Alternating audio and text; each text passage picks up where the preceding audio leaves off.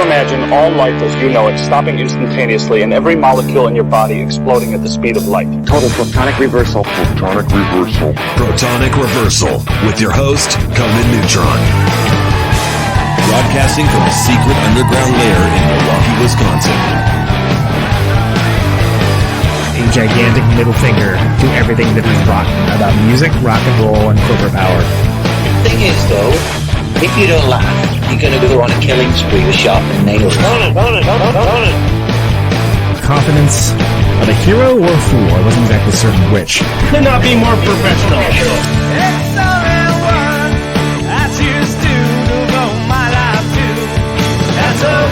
It means something. It means something.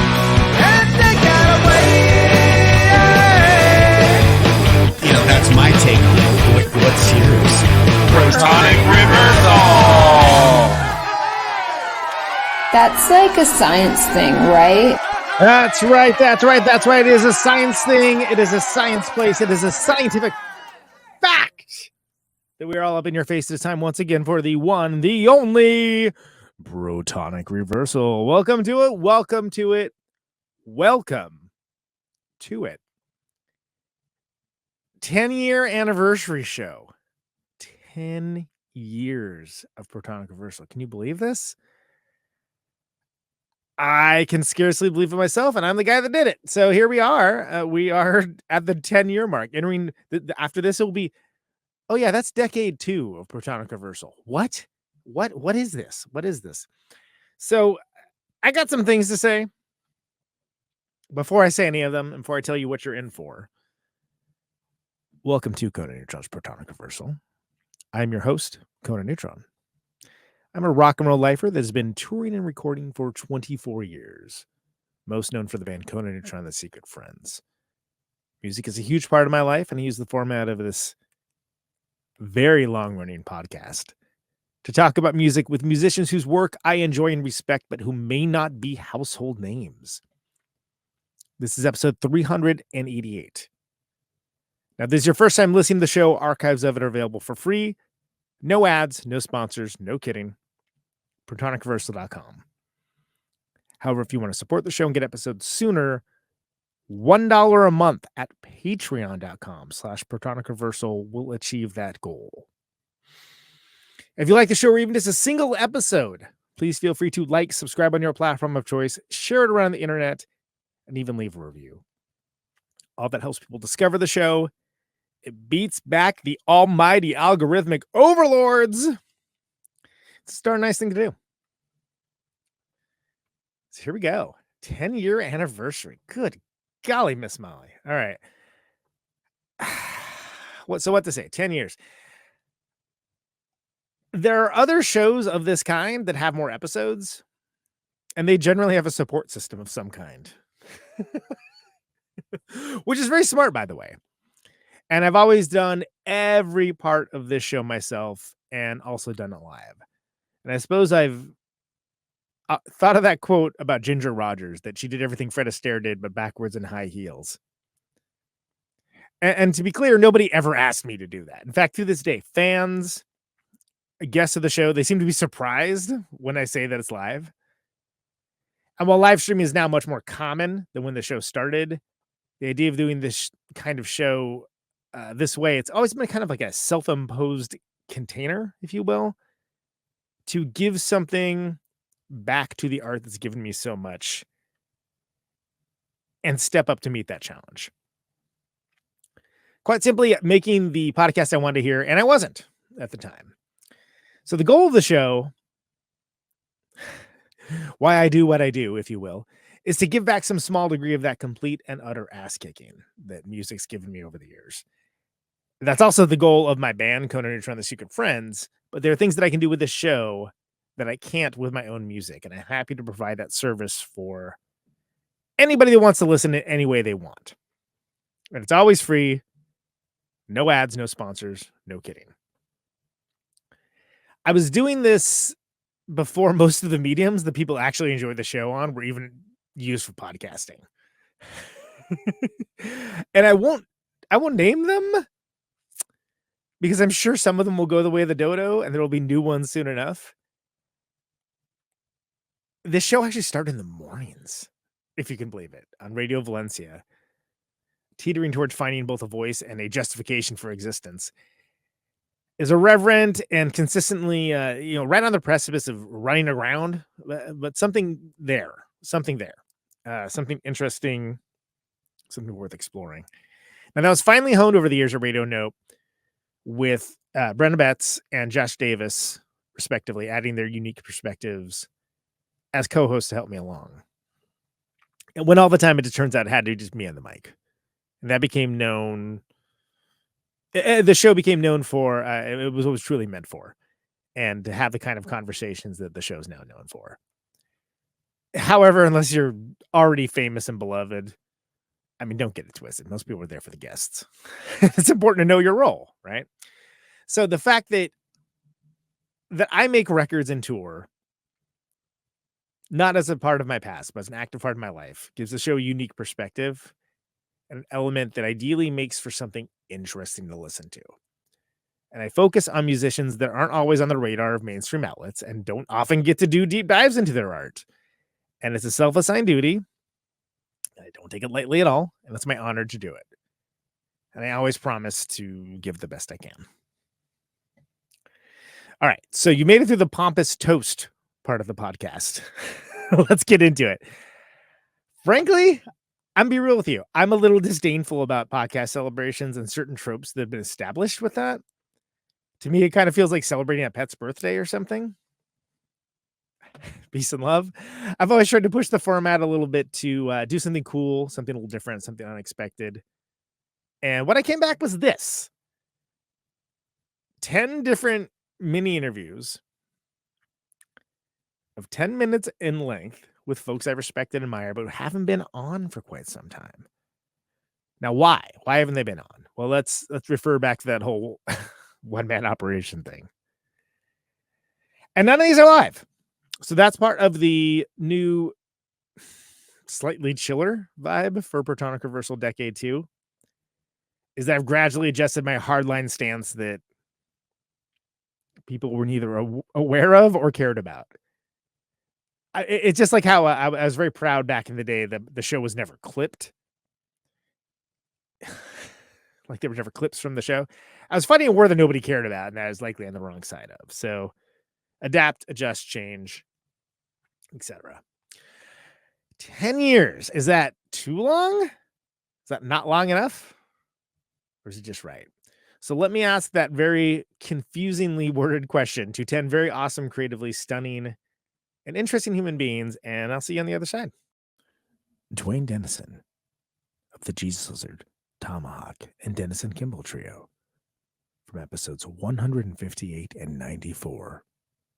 And with me now is none other than Mr. Dwayne Dennison. Dwayne, welcome. Hi. Thank you. Thanks, Conan. Glad to be back. Episode 158 and episode 94. And this is episode 388. So it has been almost 4 years exactly since I had you on last. Gosh. And what a 4 years it's been. So what's the biggest thing that's happened since I had you on last, Wayne? Well, let's see. Well, we went through that whole COVID shutdown. Mm-hmm. We've seen what? We've seen since that, for me, music-wise, a Tomahawk album came out in 2021. Great one. I actually tried to get you on for that one, but it didn't work out. So. Oh, it's me. It's me. It's not you. It's me. And I played on one of Jack White's records. That's right. Yeah. Fear of the Dawn. I played on the song Morning, Noon, and Night. I've sat in with a couple of groups here and there live. William Tyler. And, the Jesus Lizard are about to get active again, aren't they? And I've got some shows and maybe other things coming up. So that band. That's right. I forgot about those guys. Yeah. It's notable too. I remember this because I remember all sorts of weird arbitrary stuff. But when you came on in episode 94, you alluded at that time, because that was a long time ago. That was even before that last one, that there was Jesus Lizard activities coming then too. So it's very exciting. I think you have there's two festivals. No, there's a club show. That's like a warm-up show a warm-up show here at the Blue Room with Third Man. Right. Nashville. Oh yeah. That's a And great then that place. No Values. There's other stuff in the works. Nothing. Oh, well, some of it's for sure, but we haven't not for sale or announced yet. And other goodies maybe. What can you divulge? I can only say so much right now. Right. What can you divulge amongst me and my 10,000 plus friends? Well, I mean, you just take guess. I mean, you've seen there was that ad, that sort of thing it showed the Jesus Lizard, the wolf logo, which you probably remember seeing in Jordan Peele's. That's right. And then the Ipecac Recordings logo on the same page. So that might imply that there's something might be happening, but I just can't say what it is. I just can't. Not yet. I understand. No, that's exciting news though, and that's something that's, it seems like a good time for it, right? I mean, why not? Yeah, why not? Whatever. Everybody's doing it. I hear there's like Dirty Three have an album coming out, and Don't Shellac have an album coming out, and somebody else I saw. So I don't know. Maybe we'll whip something together now that I'm thinking about it. Coming back and revisiting those tunes, I mean, they never really, you played them so much, you know them so well. They're in your DNA, I'd expect, to a certain degree. But does any of it hit any differently now that, a little bit of distance since? Oh, yeah. Some of those, between rehearsals and gigs, sound checks, recording sessions, etc. I mean, I have played some of those songs literally thousands of times, 2,000, 3,000 times. Not all of them, but there's a few, right? There's a few bangers. So yeah, there's a part of me that obviously, I'll never forget them. I have to brush up on them, and there's always, like, you play, it's like there's always going to be those little tricks. Even no matter how easy the song is, it seems like there's always that tricky spot where you have to remember, what did I do? How did I navigate that? Oh, there it is. That kind of thing. Yourself, if you're thinking about it, you're like, well, I don't actually know how this, and then your hand just goes to the position and does the thing. That sometimes happens, or, well, nowadays you just go to a website and just look for your tablature. Watch some 13-year-old shredding your licks. Yeah. Yes, you can. There was a couple of times, especially on the more obscure songs that we don't get played very often, where I literally couldn't remember how to play it, and I looked online and I saw some guy doing it. Like, oh yeah. What a time to be alive, right? Yeah, it's unreal. It's a great thing. Well, and there's something very unique and cool about the four of you guys playing together that often emulated, but rarely hits in that same way. Well, thank you. Do you have any thoughts towards that? I mean, I know it's kind of hard to tell when you're in something. It can be kind of hard to. You're going to have your own perspective, but what's your thoughts on it? It seems like there was a point in time where the kind of band that we were, and that point in the late 80s, early 90s, when there was a real emphasis on that kind of thing, or it had cultural impact in a way that far exceeded the actual numbers to me, the actual sales or what they would judge things by. And I think that time obviously came and went. And even 5 years later, the music scene, even just in Chicago alone, was totally different between the what was popular and who was popular. And it's revolved several times since then.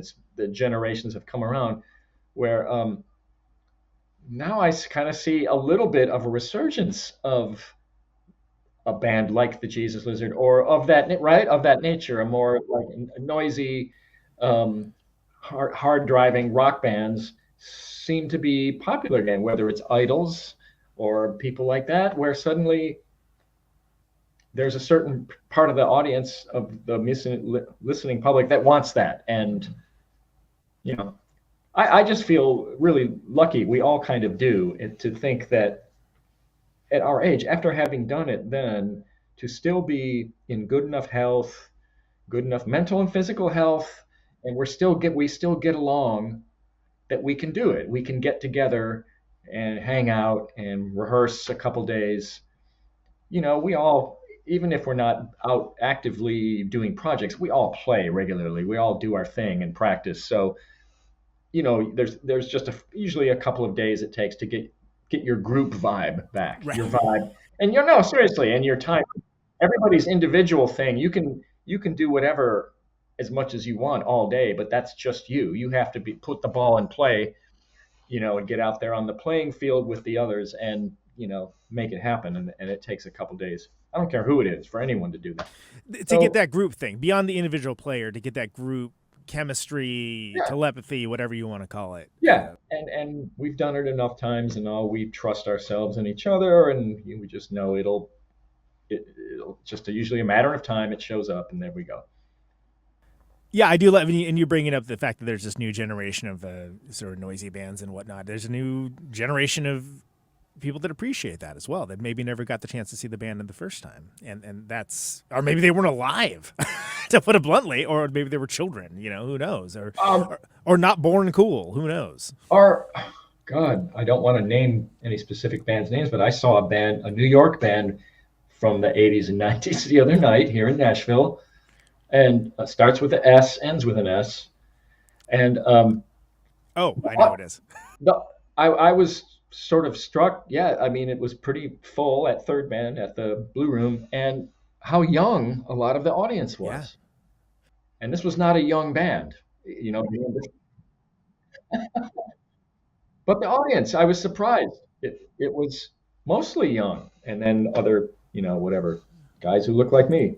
Right, and there's a kind of beauty in that, and people being able to enjoy things on its own merits in the time that it's in, and have a deep appreciation of it, even though it's not, you know, your traditional mainstream pop music or anything along those lines. There's something kind of beautiful about that. Yeah, and maybe it says something about just the population. I've thought this for a long time. The population has grown so much that just sheer numbers, that any kind of music has an audience out there, any kind. And with the internet too, it gets out there, but it's getting them to come out and go somewhere to see it live is a whole nother thing. Not just a thing on your phone that you push a button on. Exactly. Yeah. So I was impressed. Dwayne, it's great. Thank you so much for being part of the 10-year anniversary show. I hope to have you on again soon for a longer engagement, maybe, to talk about the band. Last thing, not the last thing I normally ask. Protonic Reversal has now been around for 10 years. Is that too long, not long enough, or just right? No, you're just amping up. You're ramping up here. Correct answer. No, you've got a good thing going, and it you know, like anything, it took a while to catch on, but now it's part of the landscape, and everybody wins. Thank you so much, Dwayne. Thank you for doing what you do. Oh, thank you. Likewise, Conan. Cody Willis, High on Fire, Melvins, Big Business, and Murder City Devils, episode 132. And with me now is none other than the hardest working heavy drummer in the business, Mr. Cody Willis. Cody, welcome to the show, man. Hey, Conan, how you doing? Thanks for being a part of the 10-year anniversary show. It's a pretty big deal that you made the time for this. I know how busy you are. So 10 years. It's crazy. 10 years of this show. Can you believe it? No. It's a lot. It's a lot of years. Bananas. That used to be a long time. Yeah, right. Now it feels like last week. Yeah. I think that's how long you've been on tour. Sometimes it feels like that. Yeah. Can you tell me the story of you filling in last minute for the Melvins shows that for the celebration of Bullhead, which, as I mentioned when I talked to you privately, I feel like that's like Dale's signature record. That's like the record that people realize what a world-class talent he was. A lot of people that weren't paying attention, you know. And yeah, that's a big one for sure. It's huge because it's not even just playing. At least you already had done those songs when the album was Bullhead and what, Houdini? Was that right? We were doing 4 records at the time. We were doing 2 nights in each city, so it was Eggnog and Bullhead and Houdini and Stoner Witch. That's right. Yeah. So you at least had known the songs, but it had been quite some time. So could you just, and you've probably told this story plenty at this point, but it's so astounding. First of all, you already were like just getting back from playing. Right? Well, yeah, I was up in Portland doing a one-off show with High on Fire, and Buzz called and they found out that Dale had to have this surgery, and Boris from Japan had already flown into the country, 7-week tour. And Dale couldn't do it. So, yeah, it was just kind of like a Hail Mary on Buzz's part. Buzz and I hadn't spoken in a little while. We'd just both been doing other things. And so it was kind of like out of the sky, blue sky. Right. I got a call from him and he was like, "Can you do this?" The tour starts in, 4 days. So yeah, it was just like, well, I had not played those songs or even really thought about those songs in probably about 12 years. So it was like, oh my God. All right. So I kind of like listened through everything. I was still in Portland, and then I had to fly back to, I was going to fly right back to LA and then drive right to rehearsal. We only had 3 days to practice before the tour started. So on the way back, there was a hurricane in LA on that day, which I found out a day before. So I was like, I'm trying to change my flight to earlier so I could miss it. And they're like, you'll be fine. Don't worry about it. It's not good. So yeah, I connected in Oakland, and they were like, oh yeah, your flight's totally canceled. No flights in or out for the rest. Like, oh my God. So I had to I was flying into Burbank. I had to, my flight was canceled. So I had to book a new flight to LAX for that day. I had to run downstairs and grab all my luggage out of this. They just kind of piled all the bags on the tarmac. There was just a giant pile of luggage that I had to root through and find my bag, run back upstairs, jump on this other flight to LA where Steven, the bass player from the Melvins, picked me up at LAX, drove me across town to the Burbank airport where my car was parked, got my car, and then we drove from there to practice. And we had 3 9 or 10 hour practices right before the tour started. And the first show was in LA, and it was this place, the Belasco Theater. And so it's everybody I know in LA is there, and I think it holds 1,600 people or something like that. So big show, LA, first show, 3 practices. And I'm just kind of sweating bullets, oh my God, this is crazy. And I was in the dressing room right before the show, and the first person I see is Kevin Rootmanis, old bass player of the Melvins, and he walks in. He's wearing this Hawaiian shirt with a white tank top and a sailor's hat. He looks like Robin Williams or something. He walks into the room and he just sees me, and I haven't seen him probably hadn't seen him in over 10 years, 12 years. So I was like, hey, and he looks at me and he just goes, "You must be so nervous." I was like, "Hi." Thanks, Kevin. Yeah, good to see you too. He's like, I would be shitting bricks if I was you. Oh my God. Just on and on and on. I was like, all right. So he kind of took the wind out of it. I was like, all right. And it ended up being fine, and the show was good, and muscle memory is pretty powerful. So I could remember most of those songs, and we got the set together, and it was actually a great tour. It went by really fast. Yeah. Everybody on the road. We were also with this band, Mr. Flies. Yep. And Boris. So it's everybody had been on tour before. Everybody knew what to do, and it was just smooth sailing the whole time. So it was great.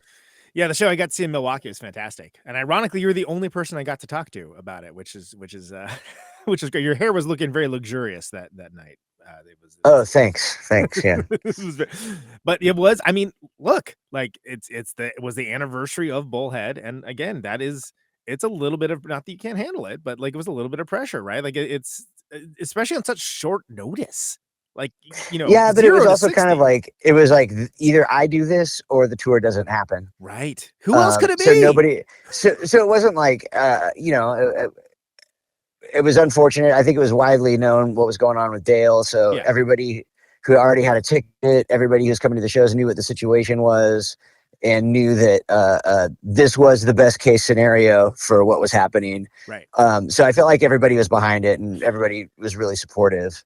I didn't feel like I was like under the gun to like give the best performance of my entire life or anything like that. Or you know, it was like everybody knew that this was very last minute and we were able to make the tour happen, thankfully, for all the bands who came over and you know, we're counting on this thing to happen.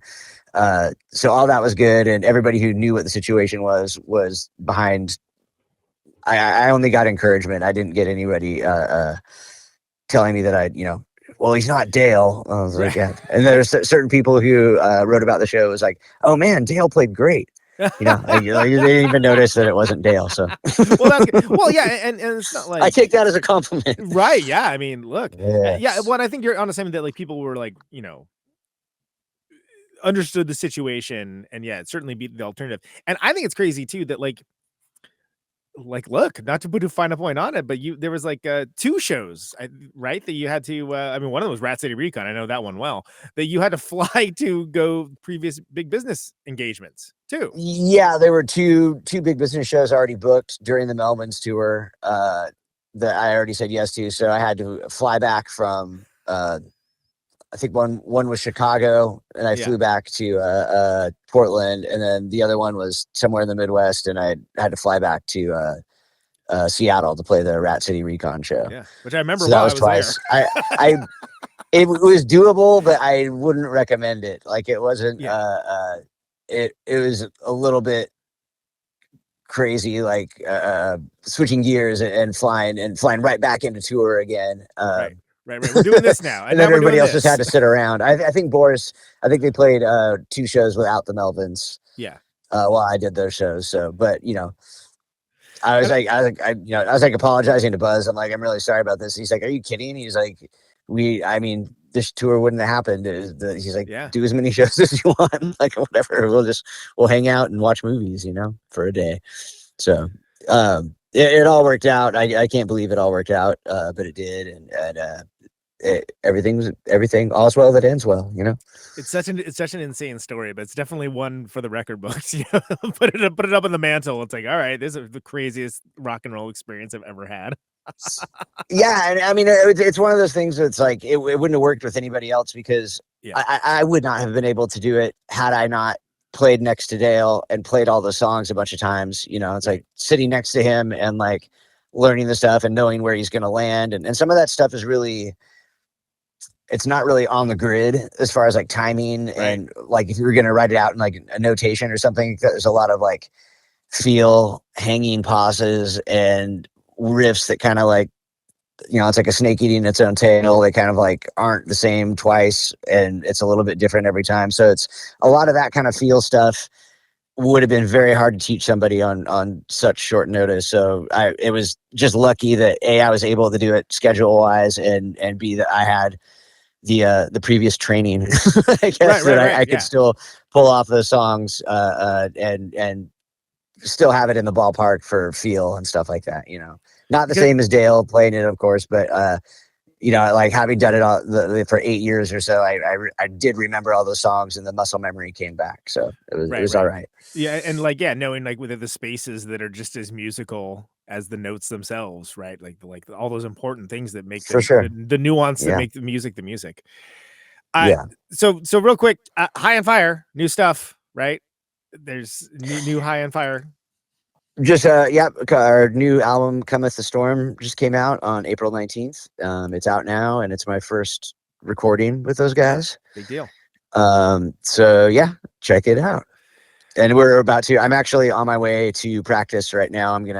We're learning a few songs off that record for this tour coming up in a couple days, and there's a couple new old songs too that I'm learning that I have not played live yet. So I'm in the woodshed right now learning those. So I'm on my way to hit the books, I guess, and learn some of these new songs that are new to me anyway. Right. Fantastic. Last time you were on was episode 132. That was 5 years ago, dude.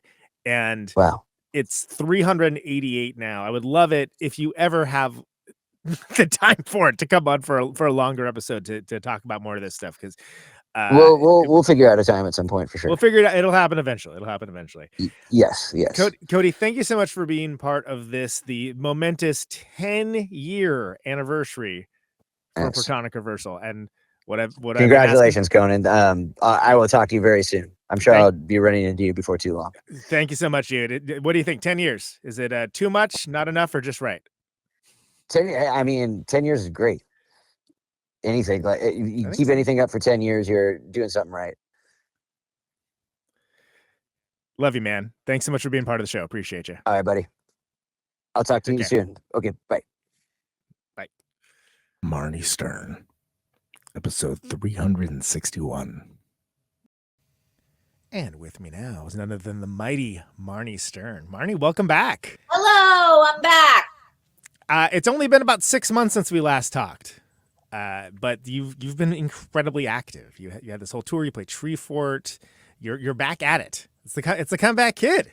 You're back at it. How's it feeling? How's everything going? You said it. It's great. I am busier than ever. I've been touring a bunch. I'm setting up to do dates with Quasi. I'm going to open up for Quasi for a couple weeks on these East Coast dates this summer. I just on this last tour, we did a bunch of, besides regular shows, we did a bunch of videos for different podcasts, and we did this Fender Presents thing that came out today, which I'm excited about. We played a song for them, and that was very fun in LA. That was Plain Speak, I think, right? You did? Speak, and it's just, everything's been going really, really great. It's very fun to be back out with all the fans and talking to them, because it's been a decade and everyone else has lived for that long extra too, and so talking to them about their lives is cool. You know, they're like, oh, I saw you 10 years ago here, I saw you 10 years ago there. Right. People have lives that continue on, even if it's not in the public view or with a one-on-one engagement. No, I think it's fantastic. First of all, I'm so psyched for that Quasi tour because, first of all, I missed them last time. We were playing the same night across town, which is super annoying. But that's my favorite Quasi record, and I think that they're such a gem of a band, and that's two great tastes that taste great together, if you know what I mean. That's right. You know, we got into a lot of the stuff last time about the guitar player lists and things along those lines. Any of those guys come calling, and those guitar player magazines? They're doing cover pieces yet? Because they ought to be. You need me to? I'll rough them up for you if you need it. You do it. I will. Do it. Now I wouldn't mind going back to those old days. Yeah. Get the president in. I'll make myself look big. And the reason why is because it's like, I think it's such a hell of a record, and even absent of context of the other records, I think it works super well. And I did see the Fender thing, and it just reminded me, because I haven't seen you play in a while, then on YouTube, it's like you have a unique style, and that's what those kinds of things should be about. Is, oh, can you play this Eric Clapton blues lick? Sure you can. Why would you do that? You know, like it's ridiculous. Exactly. We were talking about last time also the content dump of everything everywhere, and it's because I'm more focused on it now and it's in my face. I see the content dump of music, and boy, oh boy, it's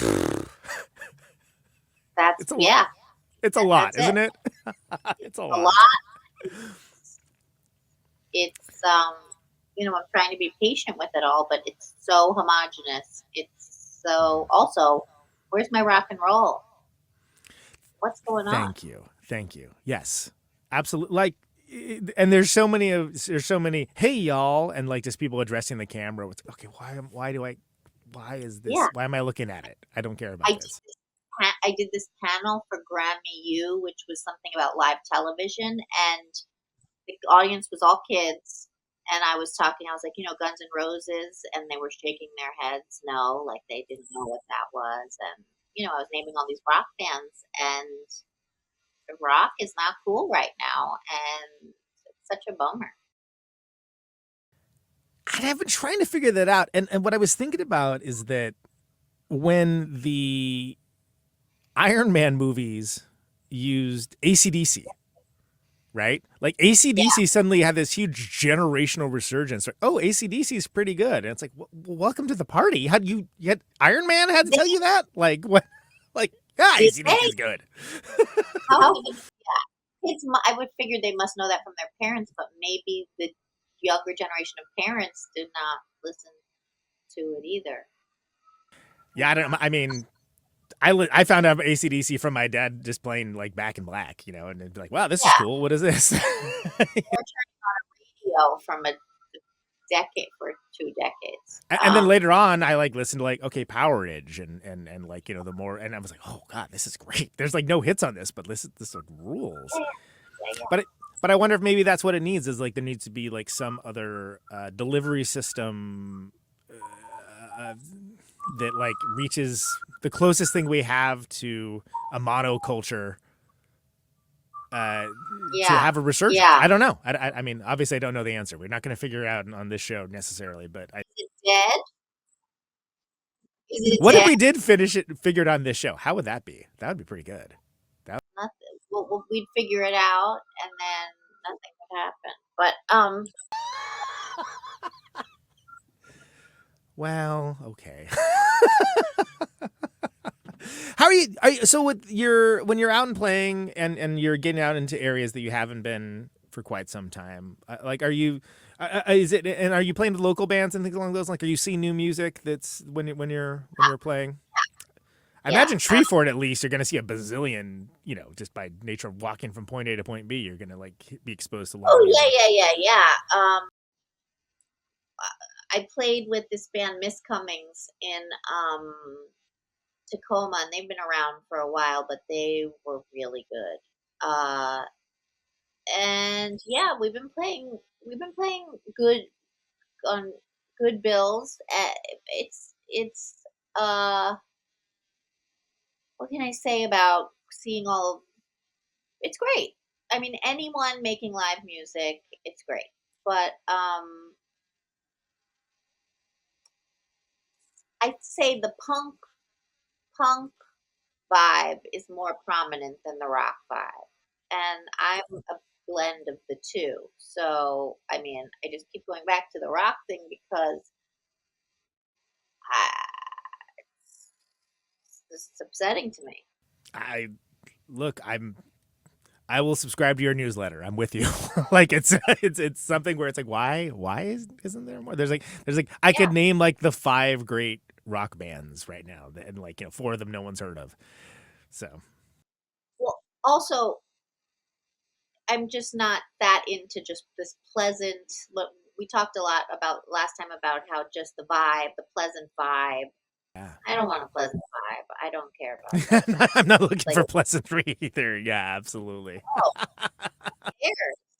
Like, to me, it's the equivalent of when years ago we'd have to wait on the call waiting or being put on hold and just having elevator music. It's just basically the same to me. Like, I'm just not interested in moody pleasantry.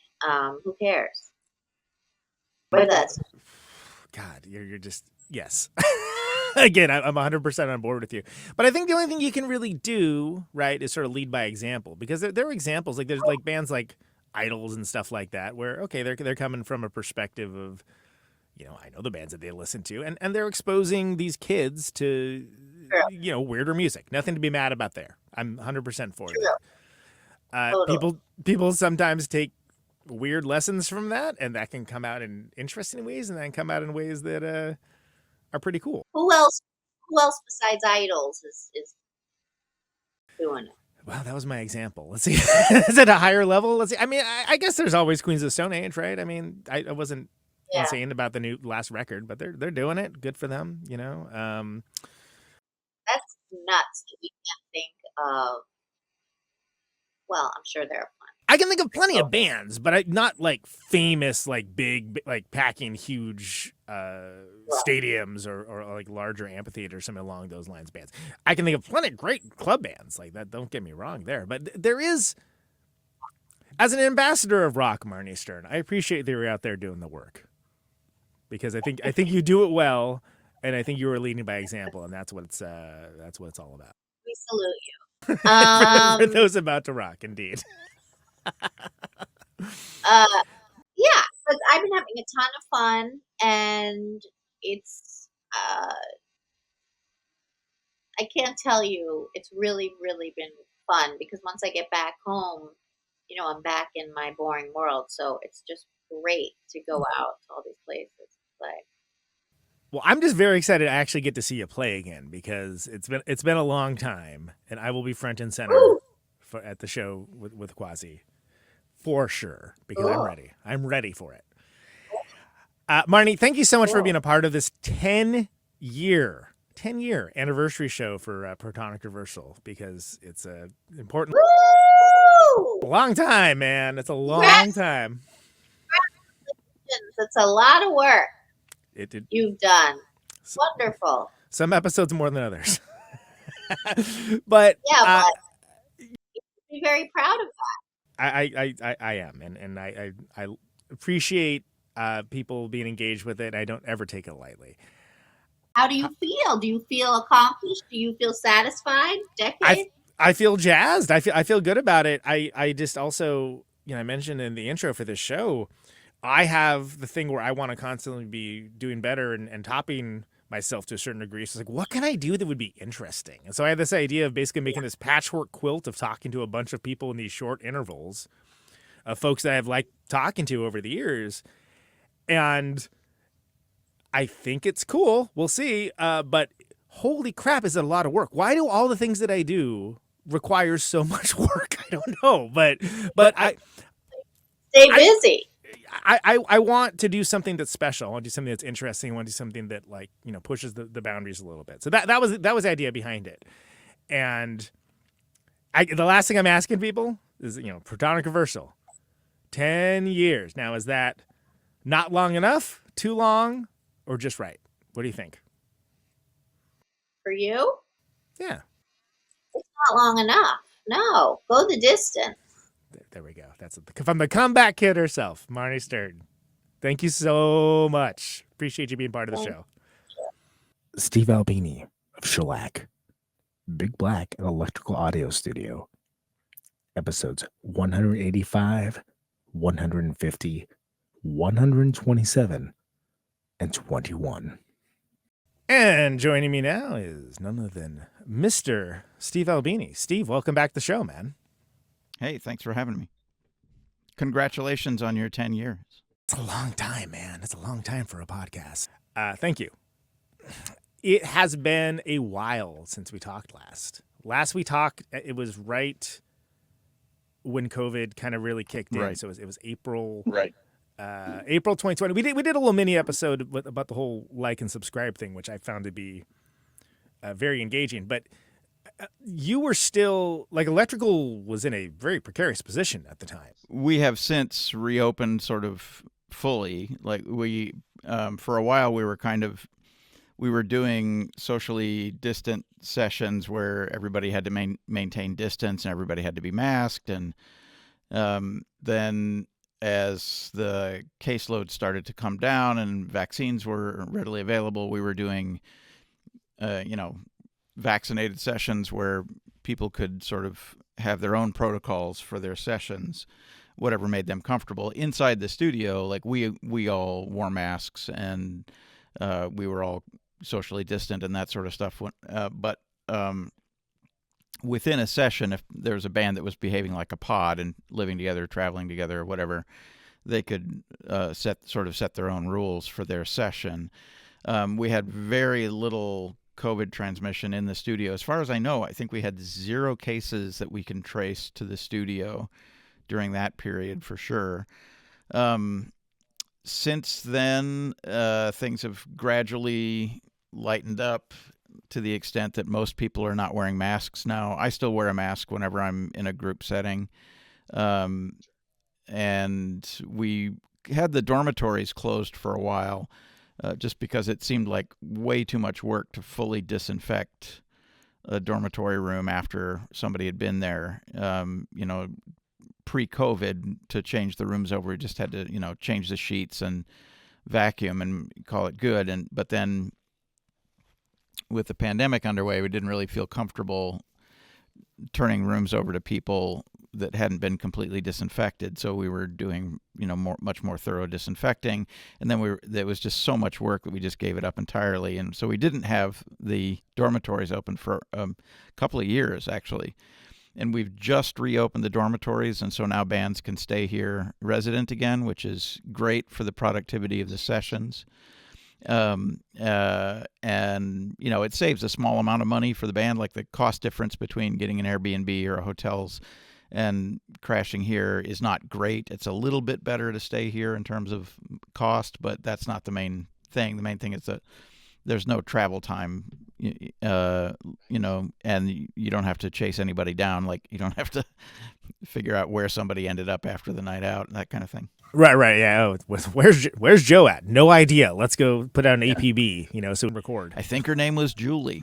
That's Well, and that's such a that's a wonderful thing that the studio provides. Again, to stay in it. Yeah, it's great. It's great for productivity, and it's also, bands can have something of a normal life. They can sleep in, they can make breakfast, they can, if they're not needed in the morning, they can hang out and get some work done or whatever. Like, things like that are, it's just, 100 times more convenient to have everybody in the same building all the time than it is to have people scattered around. So yeah, the studios, were quite busy. In the depths of the pandemic, everybody made an album at home, and some of those people sort of fell back into the practice of making music and are now doing it in, more public settings.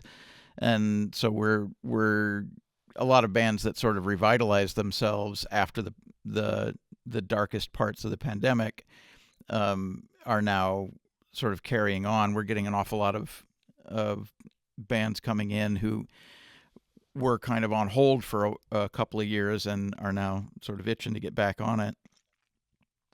The one thing that hasn't recovered is our international clientele. Pre-pandemic, we probably had about 30% of our clientele was international bands traveling internationally to come here and make a record. And the Trump era immigration regulations and the subsequent, the pandemic was bad for travel, but all of the nonsense regulations that have been put in place for immigration are by far worse than the pandemic was in terms of limiting travel access. And it's punitively expensive for bands to get visas to come here, and they have to spend money just to apply, and there's every possibility that they can make a whole bunch of plans and then be told at the last minute they can't come and all that kind of shit. It's really stupid bureaucratic stuff that was all instigated by Trump and hasn't really been corrected. It's a Kafka-esque nightmare, some might say. They wouldn't be wrong to say that. Yeah. I mean, yeah. And it's not like it's a easy time getting across, to a different country to do anything as a band.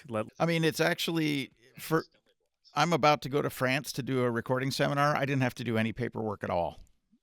Right. It's so trivially easy to do things in the rest of the world. It's really only hard to do things in the U.S. Everywhere else is easy. Well, it's like healthcare, right? Oh, yeah.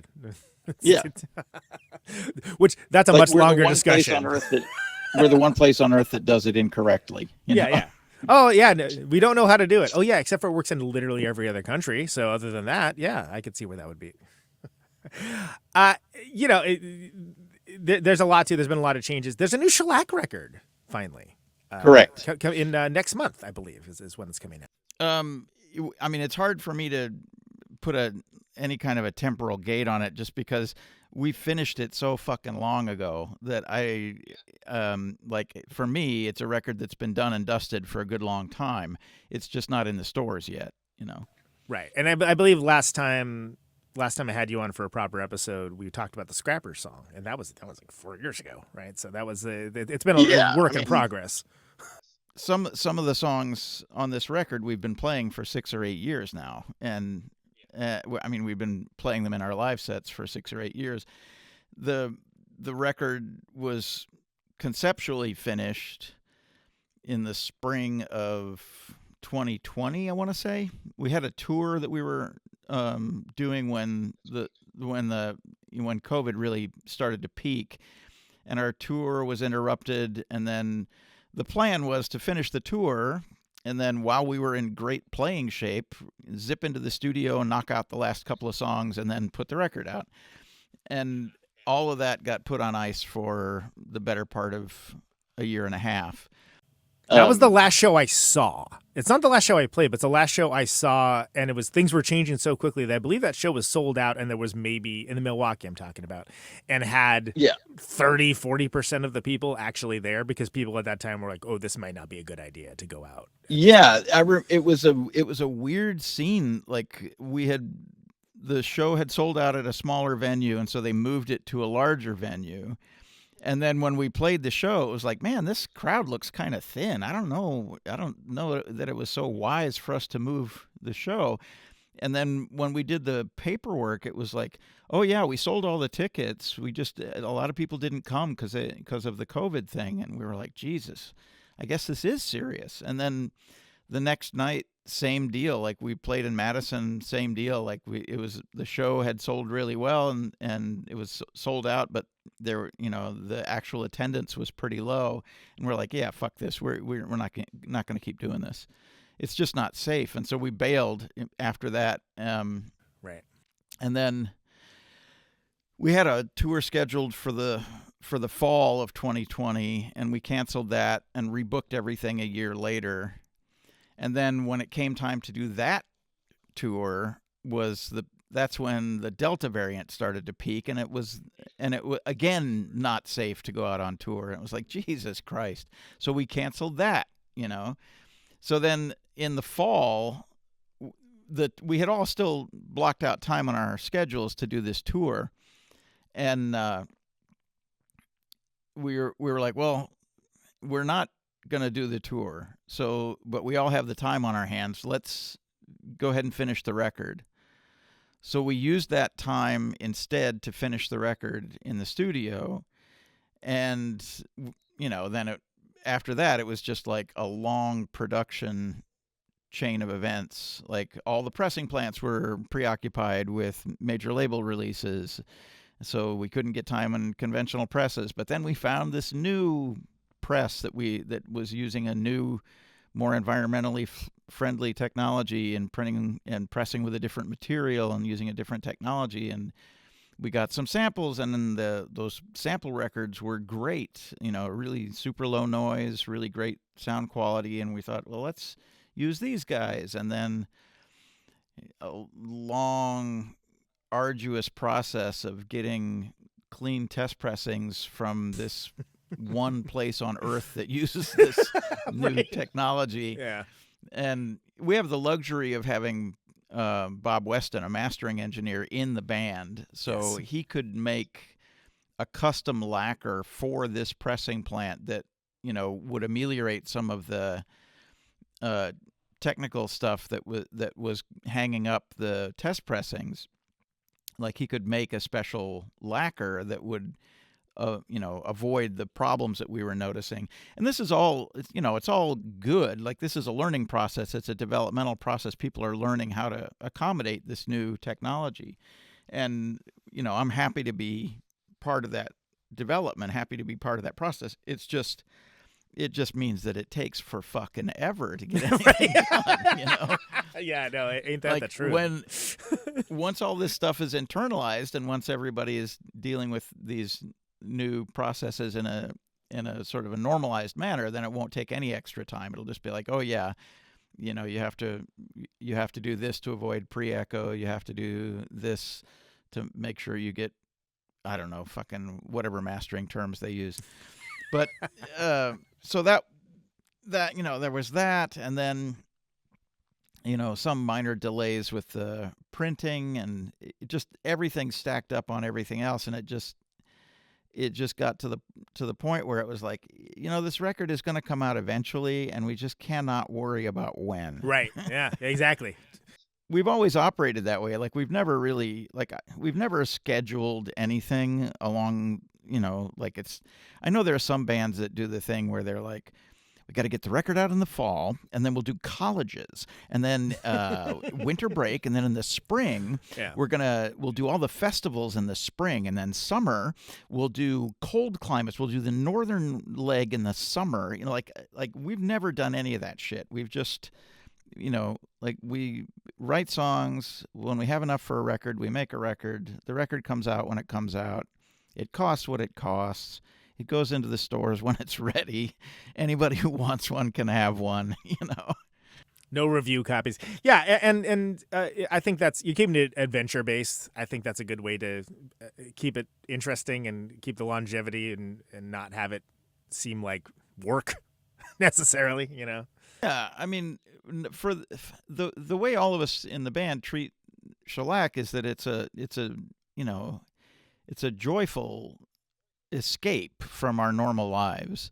It's not something that we should feel beholden to. It's not something that obliges us to do anything. It's a thing that we do that means a lot to us, and we accommodate it the same way that we would accommodate, family or, other interests of ours. But it's because it's not our principal occupation, we never have to feel like it's making demands on us, And if like in another scenario, like let's say this band was our livelihood, and we had tours booked that were predicated on the release of a record, and suddenly there's a 6-month or 9-month delay in the release of the record. Well, then that would cause enormous consternation, and we might find ourselves like sort of argued into the position of doing the record by other means as a way of getting it done in time rather than doing it in the way we wanted to do it, and so that the record itself is the way we want it to be, right? And we're just never in the position of having to make those compromises. We just never have to do anything that we're unhappy with. It's a good position to be in. Steve, I want to thank you, by the way, so much for over the years. You've been very giving with your time coming in this show. You've come on this show 4 times. You came on my previous show before that. I talked to you for a zine with an audience readership of My Cat back in the 90s. You have, for me, you're an example for how to engage with community and art and DIY in a way that is productive and builds. Well, that's very kind. I do feel, however, that the way I behave is the way everybody behaves until they have an excuse that they can use to cop out with, right? Sure. Okay. Yeah. Like, and I've just never bothered copping out. Like there are so many things about my behavior as a musician, as a business owner, as a person who works in the studio, somebody, a participant in the scene, that were so many things that were formed by my observing how the scene functioned so smoothly when I first hit Chicago in the 1980s. And there were all of these incredible DIY punk bands that were putting on shows independently, just like find a spot, throw up a flyer, have somebody take $1 at the door, and you have a show, or just like, oh, you need a bass amp? I have a bass amp. You can use my bass amp. Like, it just seems so, like, everything about it just seemed so matter of fact and so simple. Like, none of it had any kind of, scheming or strategy to it. It was just very straightforward. The phone rings, you answer the phone. There's no mystery there, And I just none of it seems odd to me, because that kind of indoctrination that I went under really formed me as a person. Like, it just, and whenever a question comes up, like it almost always seems like it can be resolved by thinking, well, what's just like the normal thing to do here? Just do the normal thing and it's fine, you know? Right. Understood. Well, I appreciate you doing the normal thing for this show and with me so many times over the years, and I deeply appreciate it, and so do many listeners of the show. So I just wanted to get out there at. Wait a minute. You didn't tell me you had listeners. Again, I mentioned my cat. They're around. Yeah. Last thing, Steve, thank you so much for being a part of this, by the way. It's an honor to have you for this 10-year anniversary. Protonic Reversal has now been around for 10 years. Is that too long, not long enough, or just right? It kind of depends on whether you are having to, like, if you have topics that are at the front of your mind that you want to talk about, then it's not too long. If you're having to like use AI to generate topics for you, or having to like scroll through other blogs and podcasts to see what other people are talking about to try to find things to talk about, then it's probably time to hang it up. Not a danger so far. Well, we'll see. We'll see where the day takes us. But appreciate you so much, Steve. Thanks for being a part of the 10-year show. It means a lot to me. And no sweat. Hey, send me your email address and I'll send you the file for this. Sounds good, brother. All right. Take care. Yeah. Bye-bye. Bye. Andrew Falkous, Falco of McCluskey, Future of the Left, and Christian Fitness.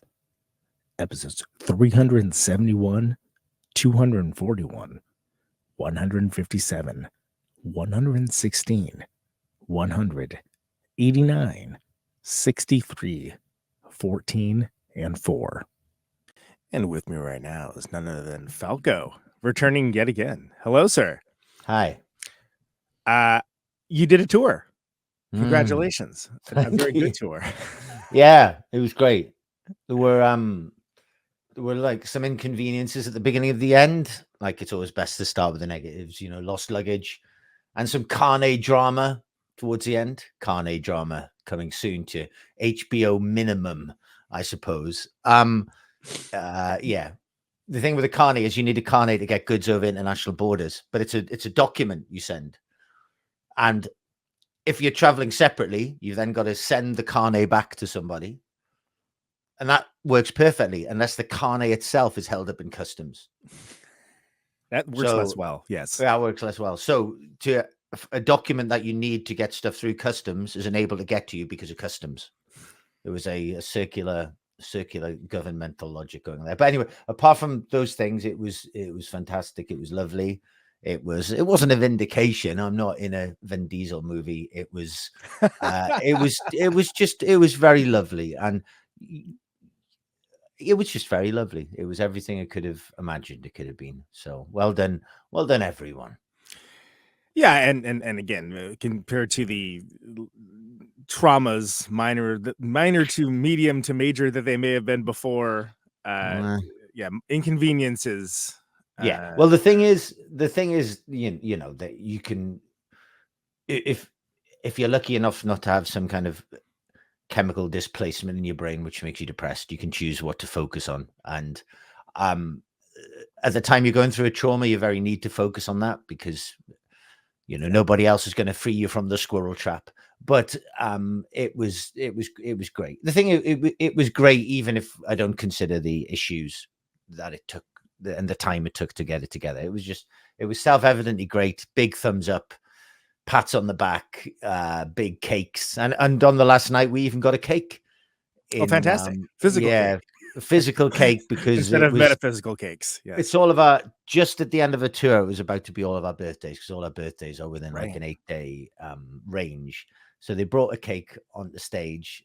This small show we did. I say small show. I hate it when people say, "Oh, we're playing an intimate show." You're like, you do know the Foo Fighters that the rest of us would kill to regularly play 2,000 capacity rooms. So stop saying intimate, like you're wearing your fucking slippers or whatever. You're sitting there by the hearth at the fire. Yeah, yes. But it was a smaller New York show in a place called Baby's All Right. Not the best sounding room, it must be said. But yeah, they brought a cake, like Brian and Jareb and Brendan got us a cake and brought us on stage. And at that moment, I nearly cracked and cried, you know. Well, yeah, because it's I nearly you hit did the after, finish line. Yeah. After the Chicago show as well, that felt like a moment for me. And I was I did afterwards go and sit in the toilet and get close to crying. I wasn't as emotional as I was at the end of Karate Kid 2. Well, with the drum move, how could you not be? I mean, really? No, I mean right at the end. It's as the camera pans away. I always cry. I didn't expect it was the drum move, as cool as that was. You know what? I don't remember. Or I hadn't even watched the film. I just remember coming into the room. My flatmate was watching it, and the music was happening for the end of the film. It's swelling up. Yeah, he's swelling up, and he looked at me and he went, "You're right." I went, "Yeah." He went, "You're crying." I went, "Yeah." He went, "You haven't even fucking watched this." And I'm like, "Yeah, but I'm emotionally invested in the music. I'm currently very I'm inspired somehow. You know? Now that's a good film. Yeah. Casablanca Retire. Yeah. Yeah. Who needs that plot and you know all that French kind of character development? Just give me a big swell of orchestral music, make everybody's faces look as though they've been through a thing. Yeah. And that's enough for me. And you're after the races. It was a great tour. It was a great tour. So thank you to everybody involved. I know you just did a was it Fret 12? Is that what the thing is? It a session? Yeah, a little session for that. Yeah, it was good. Just banged it out. They're like, "Do you want to do second takes?" We're like, "Nah, why? Nah, just that'll be fine." I mean, you always know you could have done a better take, but it was fun. It's nice to be. It's nice to be treated to the bells and whistles sometimes. You know, we don't do that kind of thing a lot. Right. I get there are bigger bands who probably get asked to do that kind of thing all the time. And it's probably a little passe for them. But for us, it was lots of fun. They gave us a free t-shirt as well. Free t-shirt. Oh, wow. Okay. That's how you know you're in the big time, if you get swag. Yes. You get swag, yeah. No, they didn't give us swag of any of the multiple thousand guitars they had on their walls. Please, be reasonable. That would be swag, but you know, it's quite a nice t-shirt, a little thick for my taste. I prefer a thinner t-shirt. But yeah, all good. No wood session again. Wood sesh. Wood sesh. So you got some stuff coming up. You have there, I believe there's a couple feature left tours. No, just feature left shows. Yeah, right, probably just a couple in the UK because of childcare concerns, not concerns, but you know, schedules. And there's going to be a couple. We're playing Ireland in a month. A reminder to Irish people: buy fucking tickets and don't just complain about bands not coming to see. Not coming to play because one of the reasons is of the lack of ticket sales. And then a couple of McCluskey shows this summer, a couple of which may be on mainland Europe for the first time in forever. And by a couple, I mean 2. Hopefully with a new record next year, there'll be an actual European tour, which I haven't done in any form for, God, I mean, what year is it? It must be 10 years. Yeah. Must be 10, 12 years. So that'll be fun.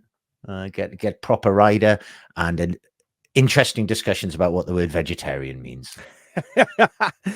So Falco, I actually worked it out over the 10 years because it's the 10-year anniversary of Protonic Reversal. You have been on 9 previous times. This would be the 10th. So this is the 10th time of the 10-year show with 10 guests. So I've done as many of your podcast as I have of Australian tours.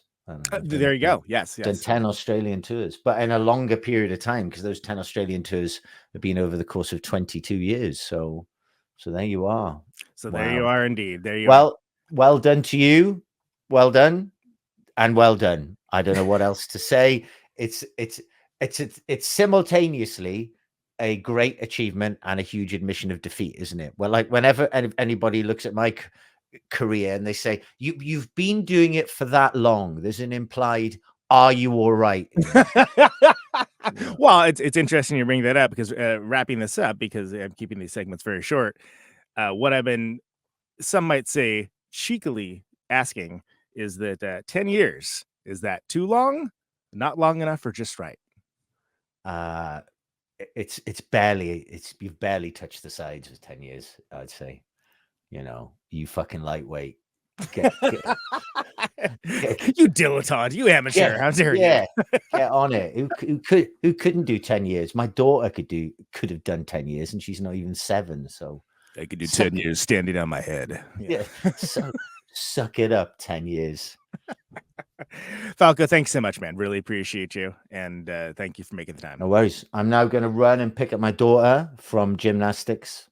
That's a thing, not a person. And you have a charming. I assume there's a whole litany of celebrations, a balloon parade, that kind of thing. T-shirt cannon, all of the T-shirt cannon. That's great. I had to install Chrome to do this. So, well, I appreciate your sacrifice. That's how much I care about you. I don't like being sold stuff. Google, fuck off. Right. Take care. Don't do wars. Bye bye. Bye bye. Bye bye bye bye. Bob Bert, Sonic Youth, Pussy Galore, Wolfmanhattan Project, John Spencer and the Hitmakers, Lydia Lunch RetroVirus, and Chrome Cranks, author of I'm Just the Drummer, episode 128. And with me now is Mr. Bob Bert, Sonic Youth, Pussy Galore, Wolfmanhattan Project, John Spencer the Hitmakers, RetroVirus, and author of I'm Just the Drummer, which is a book that Chrome Cranks, not Chrome Cranks, yeah. Episode 128 is the last time you were on. It's episode 388 now, so it has been quite some time. Quite a few things have happened. And this is your 10-year anniversary? 10-year anniversary. 10 years. Well, congratulations. And do you remember who your first one was? I do. Oh, it was Chris Fry of Porch, and Today is the Day. Okay. And he was on a bunch. He's on a few times early on. I haven't had him on forever, but yeah, it's been a while. I think that's 90 in podcast years. I don't know. Wow. But you have been pretty busy though. When I had you on last time, first of all, I think Hitmakers had just started going at that point. And so that's how long it's been. The Hitmakers have now basically come and gone. Like, it's safe to say that there's not. Yeah. It's very safe to say.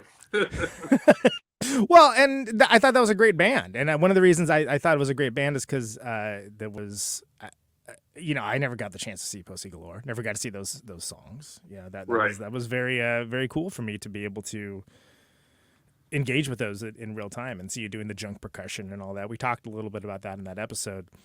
It's a pretty broad-based question, but what all has happened since then? You wrote a book. It's great. Yeah, thank you. What's been happening in the recent years? I know you just played a solo show at the time of this recording with Rip Room, friends of mine from Oakland. Oh, yeah, they were great, and it was a really wonderful night. Well, I had a good 11-year run touring the world with Lydia Lunch RetroVirus, and then John Spencer towards the end, due to this site called Pop Catastrophe that documents everything John Spencer does. I got the information that I played 221 shows altogether. And both of those things came to an end at the beginning of 2023. So after being so busy and constantly traveling, all of a sudden I'm just back home, and it worked out good because I have lots of things to deal with here. But so I kind of fell into doing this. I was hoping the Wolfmanhattan Project would pick up, but Kid Congo's got a new album out. He's touring all over the place, and his book is a big success. And even the Gories with Mick Collins, they're going out for a couple months later on this year. Right. And so, so for the longest time, it was my schedule that was messing everything up for that. And now it's everyone else now. Yeah. So, I got offered this show, which was at a small place that wouldn't allow a loud rock band. So I put together this solo act where I'm doing a lot of percussion and I'm singing some cover songs to just drums, and I got a really good reception. And so I got 2 more shows out of that one, and then I said, well, I share a recording rehearsal space with my really longtime friend Mark C of Live Skull. Sure. I said, well, as long as I'm doing that, let's get it on tape, So started recording, and it sounds really cool, and I'm gonna, work on it until it's done. But that's basically what's going on right now. I'm hoping. I just had contact with Todd Novak, and we're hoping to print another edition of my book with some added material. Oh, very good. Yeah, because it's hard to find. Everyone keeps asking me for it, So. Well, I want to have you on in another proper episode, if nothing else, just to talk about that, because again, it wasn't even out when we spoke last, because it was. I looked, December 2019. That's when it came out. Yeah. Oh, well, that's when you were last on the show. Okay. Yeah, and which is crazy because that's like four years and change, right? 4.5 years ago. Yeah. A lot can happen in 4.5 years. That's like 20 bands in the life of. Yeah, and you've done. And you mentioned last time, just like what a difference, HITmakers versus RetroVirus was at the time, like, just operating between the two of them. I was struck potentially, I think I mentioned it on the show, I did see the RetroVirus set at, not Caterwall, Jesus, that's my thing, at Tom's thing, at the AMREP Bash some years back. Oh, okay, wow. Which was great. And it was something where it's like, I was like, oh man, this is like the best version of, like, you get to see Lydia Lunch like with the whole catalog, like he's sort of like presented as like, oh, here it is as like, this titan of music with just a fantastic backing band that is really committed to it was the a great thing, because a lot of her musical projects never were played live, or never right. or existed for like 1 or 2 tours or whatever. So it was a great history lesson. It was the most fun I've ever had being in a band, and we got to go to places where I'd never gone before. I went to Australia 3 times with her, and Colombia and Brazil, and we played in Moscow, and it was just an amazing experience. That's thrilling, and it's something that it's nice to be able to, for folks that weren't around when that music was even played, when it was played, that to have the experience to see it. And plus, I think the world of Lydia. We've been friends for 40 years, and she's the most brilliant person. Yeah. She's a force. Yeah, force to be reckoned with, for sure. Are you surprised that people still really want to vibe and speak about Bad Moon Rising, because that's such an iconic record? I know I punished you on it a little bit. It is absolutely amazing, and it's been in print all this time. It's still selling well. I still get money, and that's the very first record I ever played on.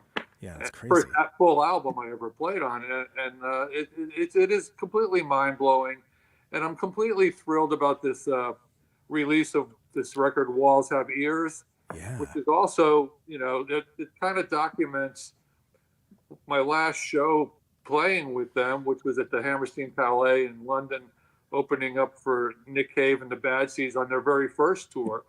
Yeah. And when that came out in 1987, the band was really upset about it, and it's kind of been a thorn in their side, because it actually became like a fan favorite.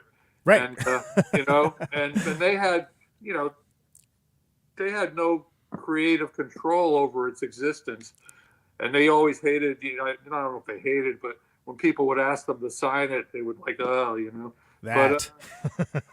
But now, the time has passed, and, now they took ownership of it and put it out, and it's selling really well. And it's a great, ferocious, time capsule of that period for Sonic Youth. And so I'm really thrilled about that.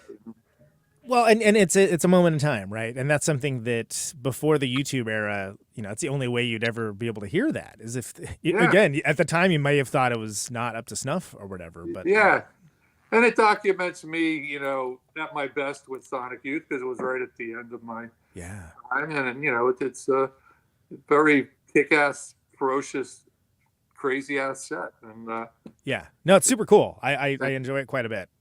Good.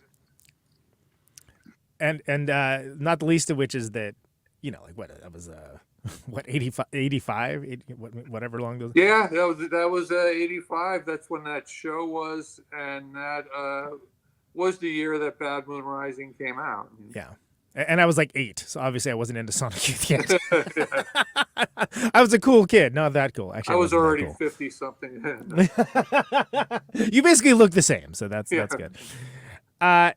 This is a interesting time. I know I just had King Congo on, and we were talking about Wolfmanhattan Project, and he expressed like a lot of enthusiasm about potentially doing shows with it, but there are some logistical concerns, of course, with other bands being busy now, and different bands being busy.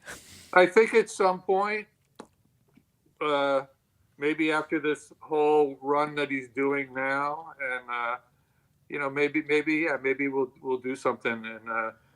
And we basically, I think we've been together we started the first single in like 2012. And since we started, we've played maybe 10 shows, and they've all been local. They're always like when we're in town recording or something, and just do wherever you're at, right? Yeah, basically, because you're there. And we had the second album, Summer Forever and Ever, come out, and it's we work really well together. We just have a really good chemistry. It's all fun. We spend most of the time just yapping, and then. Mick Collins, he could turn a riff into a great song in like 5 minutes. He's one of those guys. Well, all three of you guys are just treasures of just like, whatever they're involved with, it's good. Yeah. So. We're all good friends. Kids the same way. Yeah. Kids. It's like Lydia Lunch and Kid Congo, top of my favorite people in life. Might as well call that like the awesome guys is the name of the band or something. Yeah. Bob, it's been great. I want you to come on soon for a real episode and talk more about all this more in depth. It's been way too long. Okay. Last thing, Protonic Reversal, this show has now been around for 10 years. Is that too long? Huge congratulations. No, it's not long enough. Okay. Perfect. To be on forever. Yeah. That's you've preceded 9 trillion podcasts that came in your wake. It's true, man. This is I think a certain degree, you enter the podcast Library of Congress, whatever that would be. It's an iPod, actually. It's an iPod Touch. Bob, thank you so much, man. I appreciate having you. Hope to talk to you soon. Thank you so much. And speaking of lunch, I'm going to have some. Okay. Take care, Bob. Appreciate you. Take care.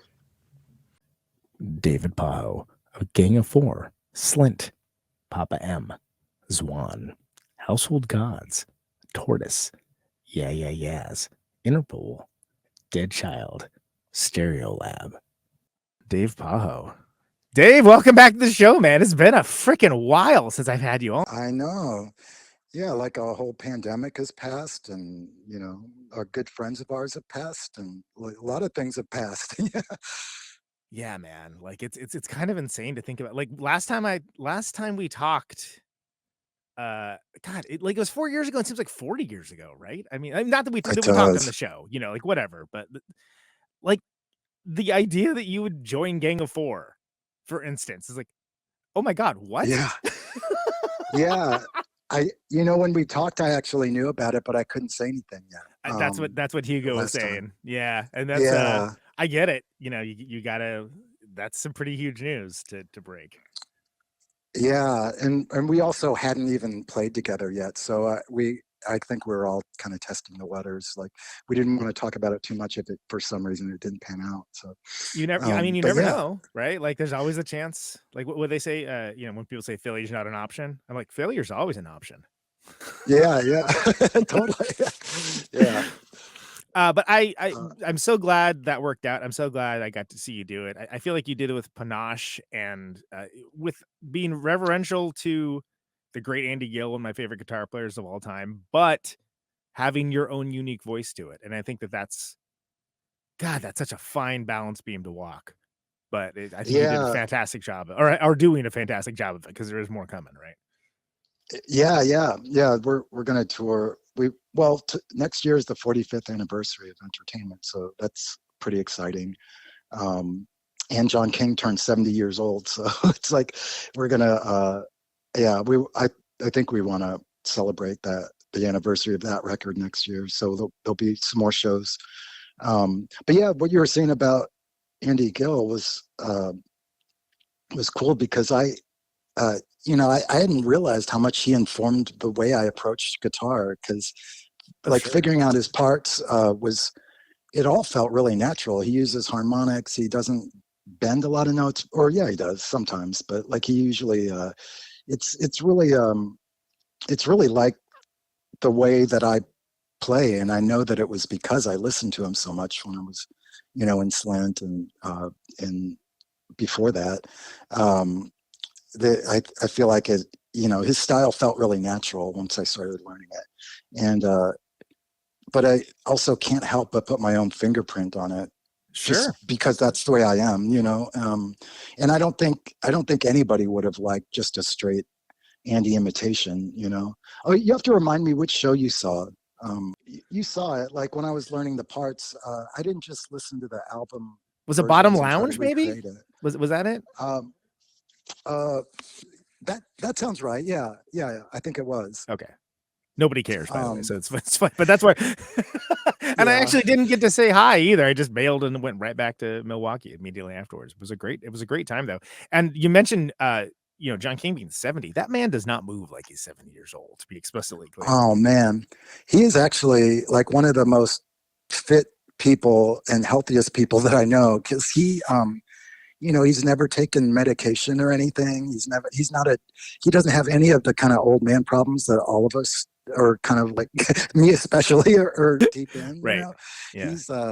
He is like really healthy and doing well. Like he definitely between he and Hugo, they're like I'm like whatever 10 or 12 years younger than them and or more, and they're way like I'm definitely like the old man in the band with my with my bum leg and stuff like that. Bum leg, have some tea, exactly. Yeah.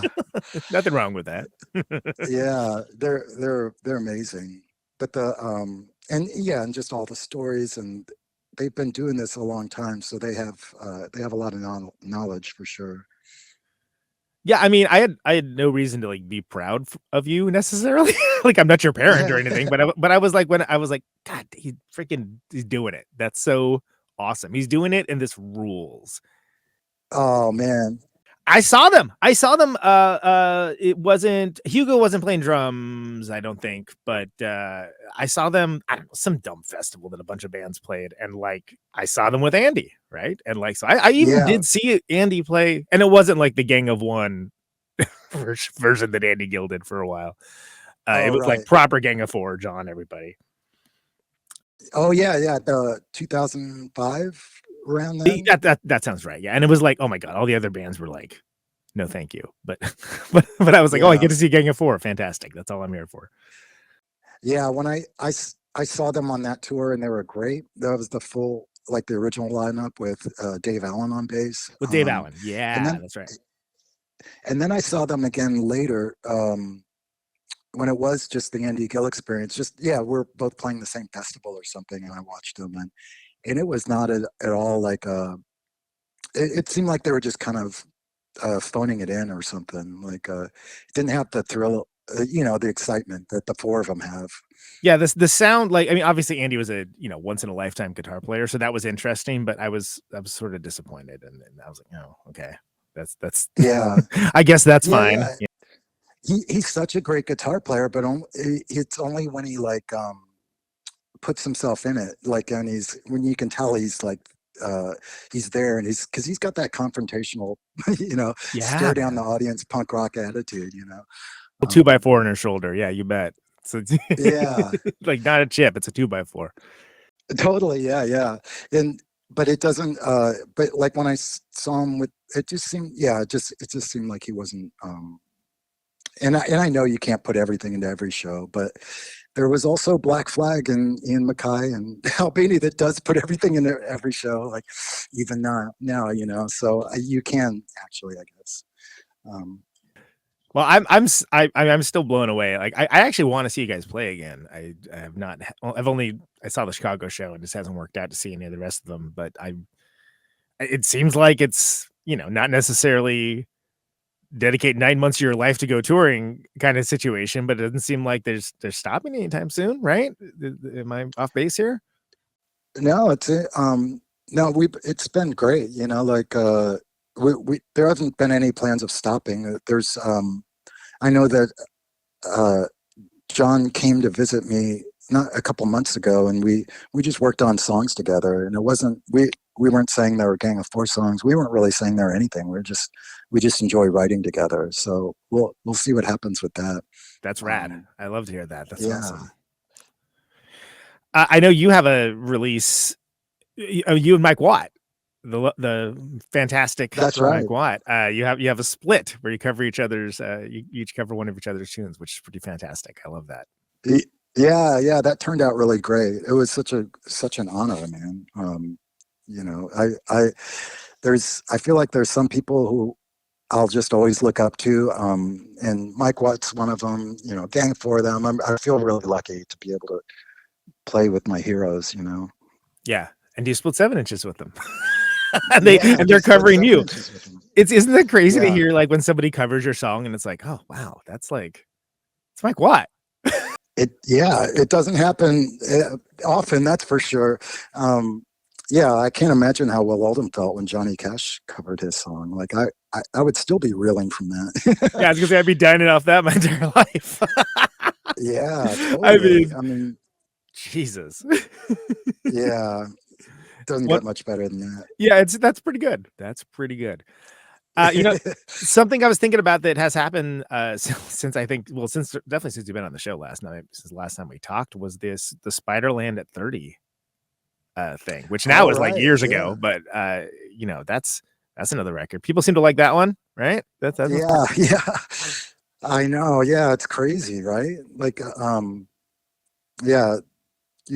6 songs that we recorded in 1990. We're still like still have life.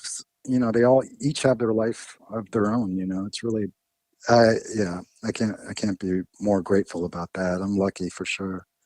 Timeless music that people discover every year. Not bad. You could do a lot worse. I know, man. It's like even if that only happens once in your life, I think that's a huge thing.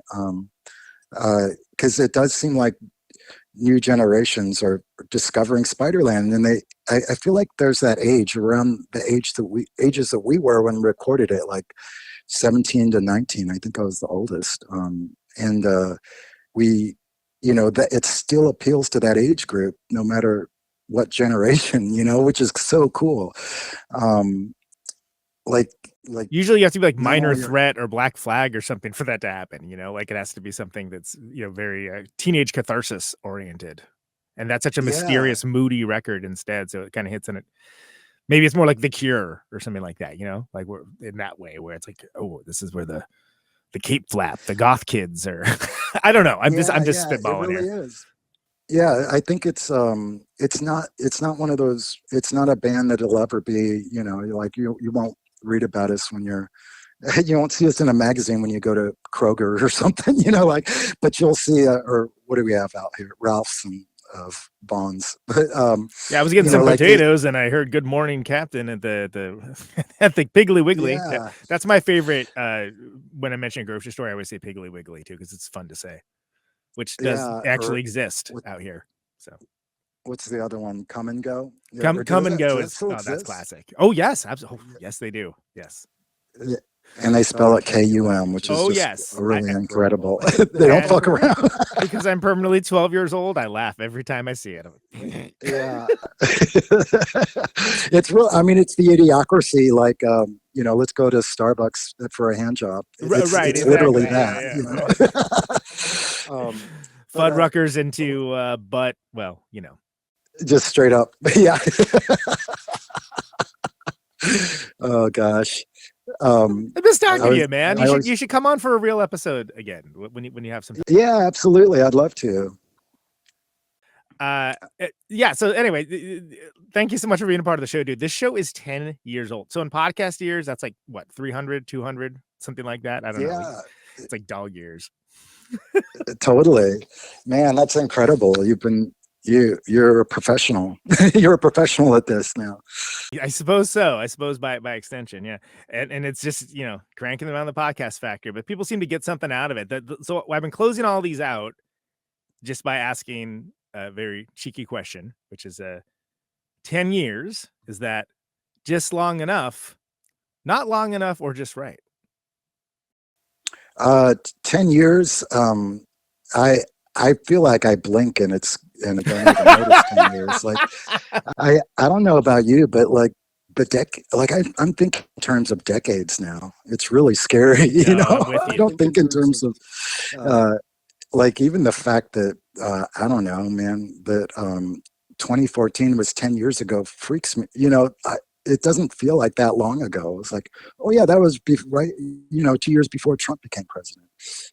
It's like, what, that still seems fresh, that it's scary. It is, and I do experience. But my kids, the 10 years is everything. Well, exactly, yeah, and I think that's just something where when you get older, that's the way it is. I know people that have said they do journaling and stuff like that to kind of slow down time, and that's kind of interesting. I keep thinking I should probably do that, but I don't. Cool story, right? But anyway. Yeah. No. I'm pro journaling, so yeah, whatever gets you writing is good. Dave Pajo, you're one of my favorite dudes, and it's so great to talk to you. Thank you for being part of the 10. Thanks so much, Conan, and congratulations. Thanks, brother. Take care. All right, bye-bye.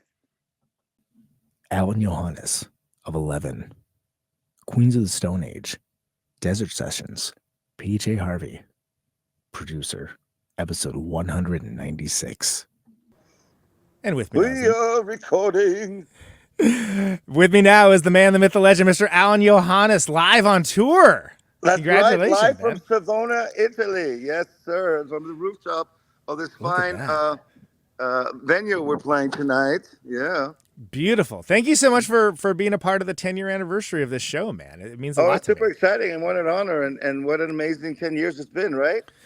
Dude, yeah, it's kind of breathtaking if you really stop and think about it, like with the amount of conversations and things along those lines. It's been, I think, something like 3 years since I've had you on, which seems insane. Yeah, but it was episode 196. Was it post-pandemic or were we in the middle of the pandemic? I think it was in the middle of the pandemic, maybe. Yeah, you think I would know this before moving Well, on? I think I might have been stuck in Chile, right? Was I in Chile? Where You was were I? stuck in Chile. Yes, that's exactly what it was. Yeah, that's what. Yeah. So you're not stuck anymore. No, I'm not stuck anymore. I mean, I'm stuck in other ways, but not physically. Tell me about this tour. Tell me, because we need to catch up and we need to do it relatively quickly. So I had a bit of a troubling end of last year in terms of the health thing, and so I came out of it with this desire to try to, have more fun in my life playing. So I kind of booked. I did some production stuff. I booked these really cool tours in which friends of mine that I've produced arrange the tour and drive the van, and I just show up and play, kind of like a Chuck Berry thing where I commandeer the band that opens up for me. So I went to the UK with Earl of Hell. They're an amazing Scottish heavy music band. We did 6 shows in the UK. Then Spain with my friends Lost Satellite. We started in Sevilla, made our way up to Bilbao, and then I flew from Bilbao to Milano, where my friends The Devils, this punk band that I've worked on the last 2 records on, and their friends in Andamida. So it's a 3-band situation. And what happens is I play acoustically for about 45 minutes, and then they join me and we play some electric stuff from my past, Yeah. So it's cool. So we're just I got 5 in a row. And then I go to France on the weekend and do the same thing with my friends Patron. Well, I think you've heard them before. Yeah.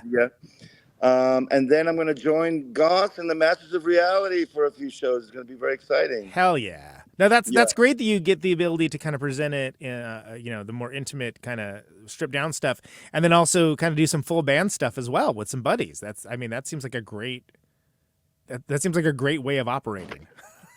Yeah, to best of both worlds. Yeah, I don't know if I disappeared because someone tried to call and it got glitchy. But as long as I didn't look, if I didn't look like Max Headroom with the Matrix thing, yeah. I mean, what it is, the great thing is I can play stuff from all time periods. Yeah, and I can build the set really nicely too, which I love. You know, start off really quiet, you know, so you can hear everybody talking. You know. Yeah. Oh, they're starting sound check. Let me know. I think we can make it past the sound check, son. Yeah. Yeah. It'll be fine. It'll be fine because we're not even doing it for that long. And it's real, anyways. It's fun and real. Let me put the beautiful sun going down in the background. That's so cool. Have you ever been to Savona? It's really nice. It's near the water. Been. I've never been. I've one of my great unrealized dreams is even getting over to play Europe at all. Yeah. And I've had 3 aborted attempts for it, but I love. Well, you know what? I love it. It's funny. If you give up the ghost of trying to make money, and you just you go figure out a way to rough it and just come over here, it's totally worth it. You know, that's what I'm doing. As long as it pays. As long as it pays for itself to continue, then that's all I care about. You know what I'm saying? No, I love that, and I love that attitude, and that seems like a running theme with is someone playing Link Ray? Yeah, awesome. We were just talking about that song today, and suddenly, I mean, literally, we're talking in the car about how incredible the guitar tone is. Oh, it's the fucking best, man. I know, and then how it literally began almost everything about rock and roll guitar. Yeah, and I didn't speak, you know, it was with my friends in the van, and this is the other band that just started playing it randomly, so pretty bizarre. Wow, there's something in the cosmos there, I think. Yeah, exactly. Link's coming down to the cosmos. Yeah. How do you pick the sets, man? Because you got so much material, and you have that. I mean, last time we talked, it was right after was it Spark? I think it had just come out. Like it was. You've got so many great.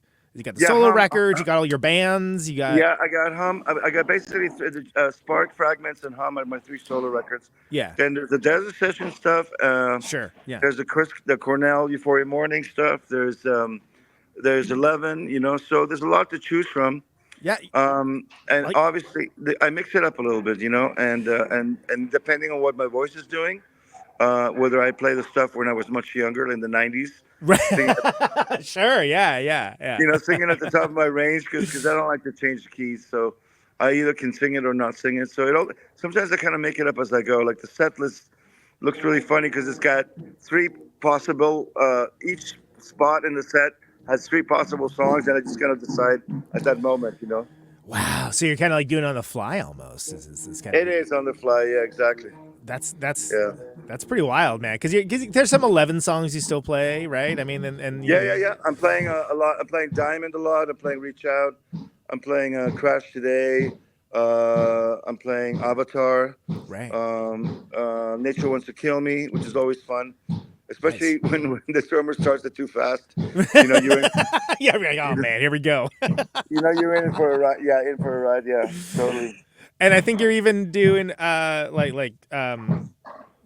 have Hanging Tree in the set Hanging too, Tree, right? Yeah. The original version that I wrote for Desert Sessions with a major minor kind of switch instead of the bluesy one. Yeah. Making a Cross. Sometimes they can pull out Holy Dime, you know. I love that. I've done Make It With You before.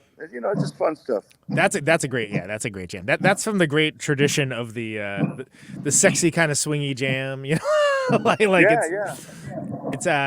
it's exciting to have so many songs to pull through and have like such a story discography of like just cool things to be able to pull off. So, do you ever get like analysis paralysis, especially with like making list decisions on the fly? You'd be like, well, should I do this? I mean, it's cool. I mean, I'd love to be able to access almost all the stuff that I've done, you know. Yeah. Some of it, like some of the stuff on Hum with the tricky picking. Yeah. Because Hum was basically improvised in the sense that the song was written and performed and recorded all in the same morning, you know. Right. So I haven't spent a lot of time actually performing a lot of the stuff, and a couple of things I realized it's not so easy to just do it, you know. But I'm working on it. I'd love to do a couple of the Dad picking tunes like Hollowed Bones and Hum. You know, it's a little more tricky. That's what I'm gonna get to on the next because I'm going to Australia after the Masters thing too. So it's a cool year.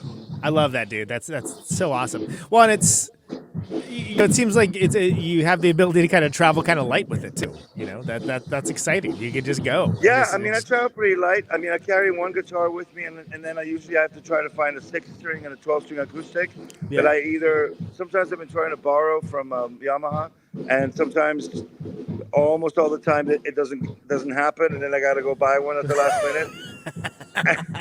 But you still try. And then I give it to a friend, and then I have them keep it, and then maybe next time I come, I grab it. There you go. And then it'll be easier for next time, right? That's exactly. And then the other thing is that I have a portable recording and mixing rig, because things come up all the time. But somebody wants me to mix something or master, so I've got like one of those carry-on bags, kind of a nice secure one, which has like a portable studio in it that I can set up in a hotel room. I love that. You're taking advantage of the technology. It's beautiful. I know. I love it too. Alan, so first of all, when you're done gallivanting around with this, you and I got to sit down and have another proper talk, because it's been way as soon as possible. Let's please do later this. Yeah, let's do it later this year. It'd be awesome, dude. And last thing, you are part of the 10th anniversary show of a 10-year anniversary show of Protonic Reversal, and I thank you so much for being a part of it. I'm asking people, is it 10 years for a podcast? Is that not long enough, too long, or just right? I think it's just right, and especially if it's got the forward motion of continuing. It'd be nice to get together in 10 years and see where we're at, Exactly.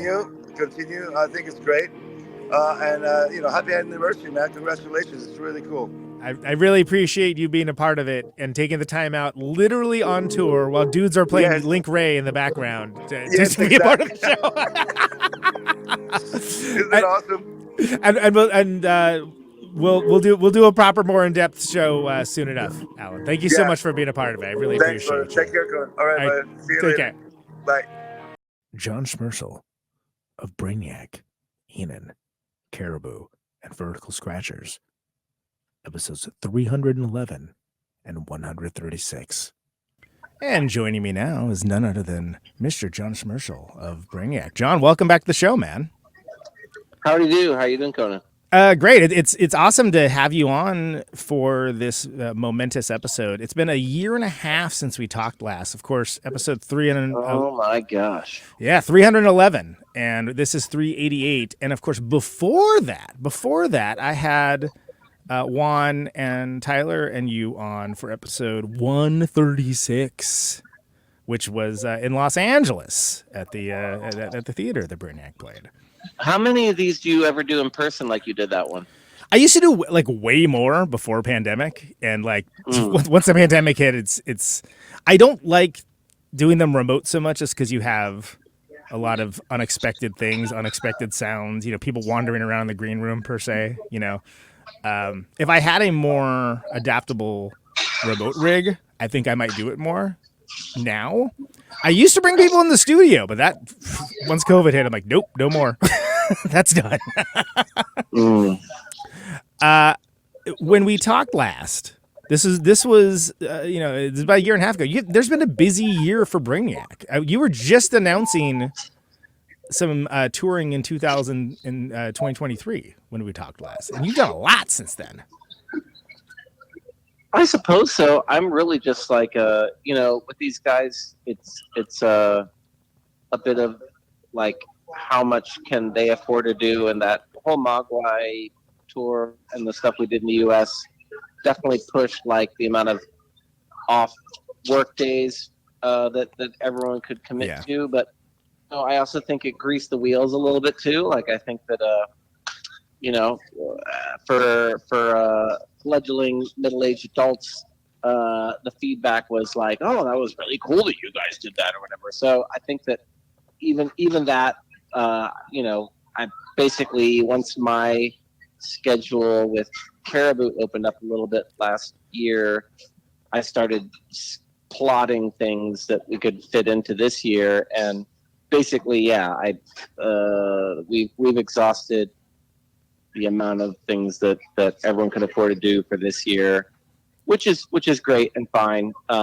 Also, I'm pretty much just like I'm booking the shows, so I just pretty much wait and see where the interest is coming from and kind of line stuff up around that. Sort of, like you asking about Caterwaul, for instance. Mm-hmm. So.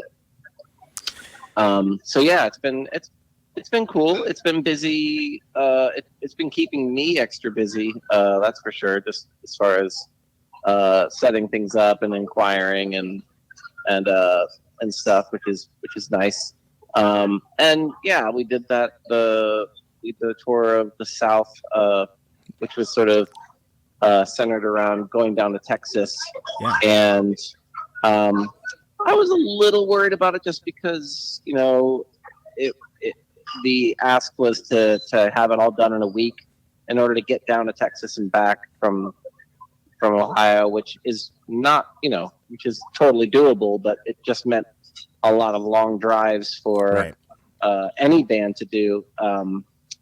And we did it very well. Everyone got off the tour and was really energized and happy about it. So the drives did not kill us. We played every day and the shows were all great. And it was everything that I think we all hoped it would be.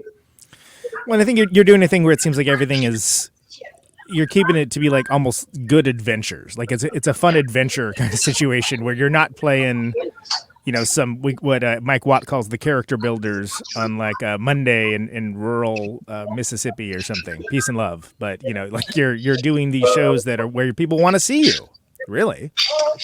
Oh yeah, absolutely. I mean, there were some, I felt a little bad because coming back from Texas, you know, like I asked around Nashville and there weren't really any bites. Seems like the allure of Music City really is that it's like booked up a lot. Yeah. And so I ended up getting a show in Memphis, for which immediately as soon as it was announced, like people were like, "Why aren't you playing in Nashville?" Of course, right? Yeah. we tried, we did, but yeah, I mean that show. I've always loved Memphis. It's always been a strange city to play. Brainiacs had a lot of like great misadventures there. Yeah. And that show ended up being great. It was on. I did not know that we were booking it on Super Bowl Sunday when I booked it. Oh wow. Okay. Yeah. But it was totally great. I mean, like it wasn't one of the sold out shows, but it was like probably better attended than some of the other old school Brainiac shows. And it was just a very great, weird scene. Like basically, I'm so glad I didn't know what I was doing, but you know, we could have played downstairs, and it would not have been. I was like, oh, because he was like, well, he was trying to get me to play this room, and it was like 100 capacity, and I was like, and there didn't seem to be a stage, and I was like, I don't know, is there, you know, maybe this won't work. Like, I wish there was a bigger room. And he's like, oh, well, we could put the show upstairs, and I'm like, oh,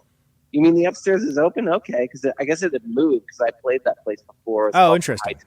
Okay. And anyway, what it ended up being is like basically the bar downstairs is a smoking bar, and then there's a smoking room adjacent to just for smoking, adjacent to the smoking bar, for which they would have put us up in. And I mean, imagine that on Super Bowl Sunday. So down there, it was like they had like a barbecue buffet down there, right?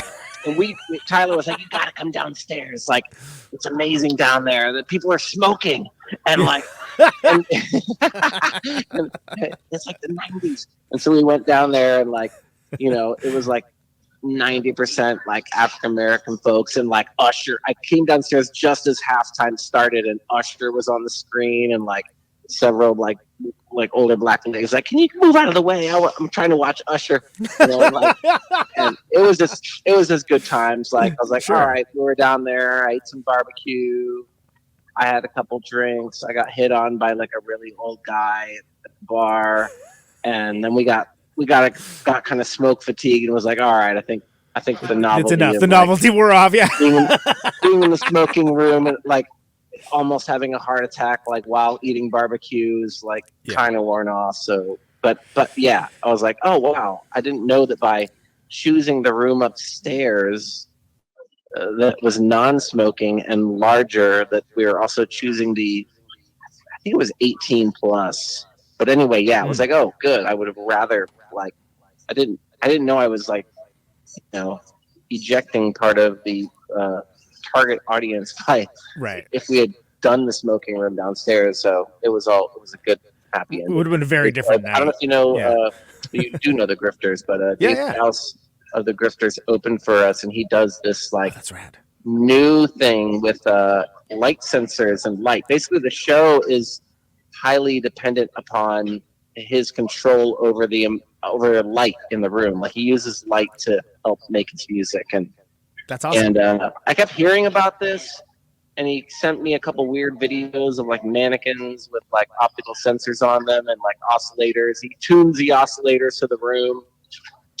But like there were songs. It was like cool. It was like sort of like Bloodthirsty Lovers / Those Bastard Souls kind of like songwriting, but like in a weird kind of suicide-ish kind of like drum machine, like minimal thing going on. He had like a friend who was doing like projections, which also like affected the sound. It was like crazy and weird. It was cool.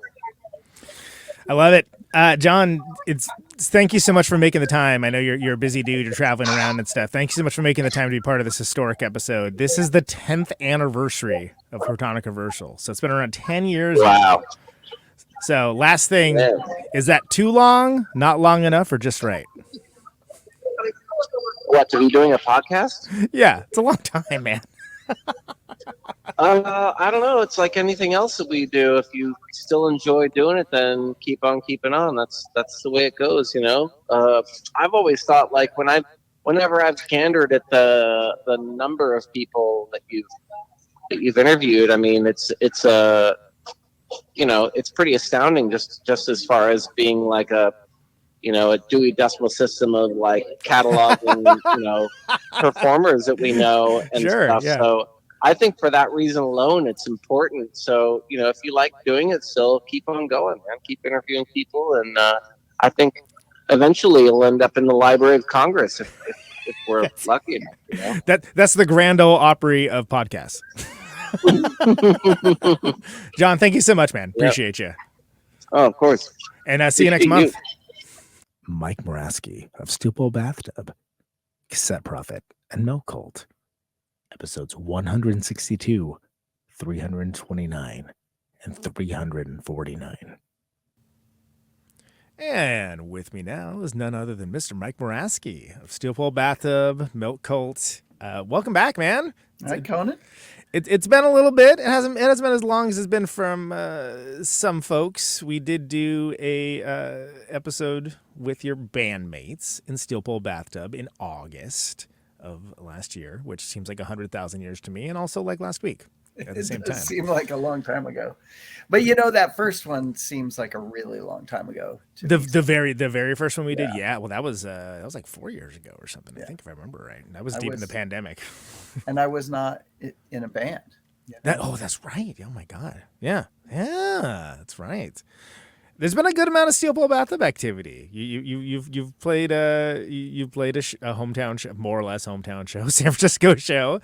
You've got stuff coming up in Portland and Seattle. Noah's officially part of the band. I feel like I broke that news on that episode. Like I was surprised. I was like, why is Noah here?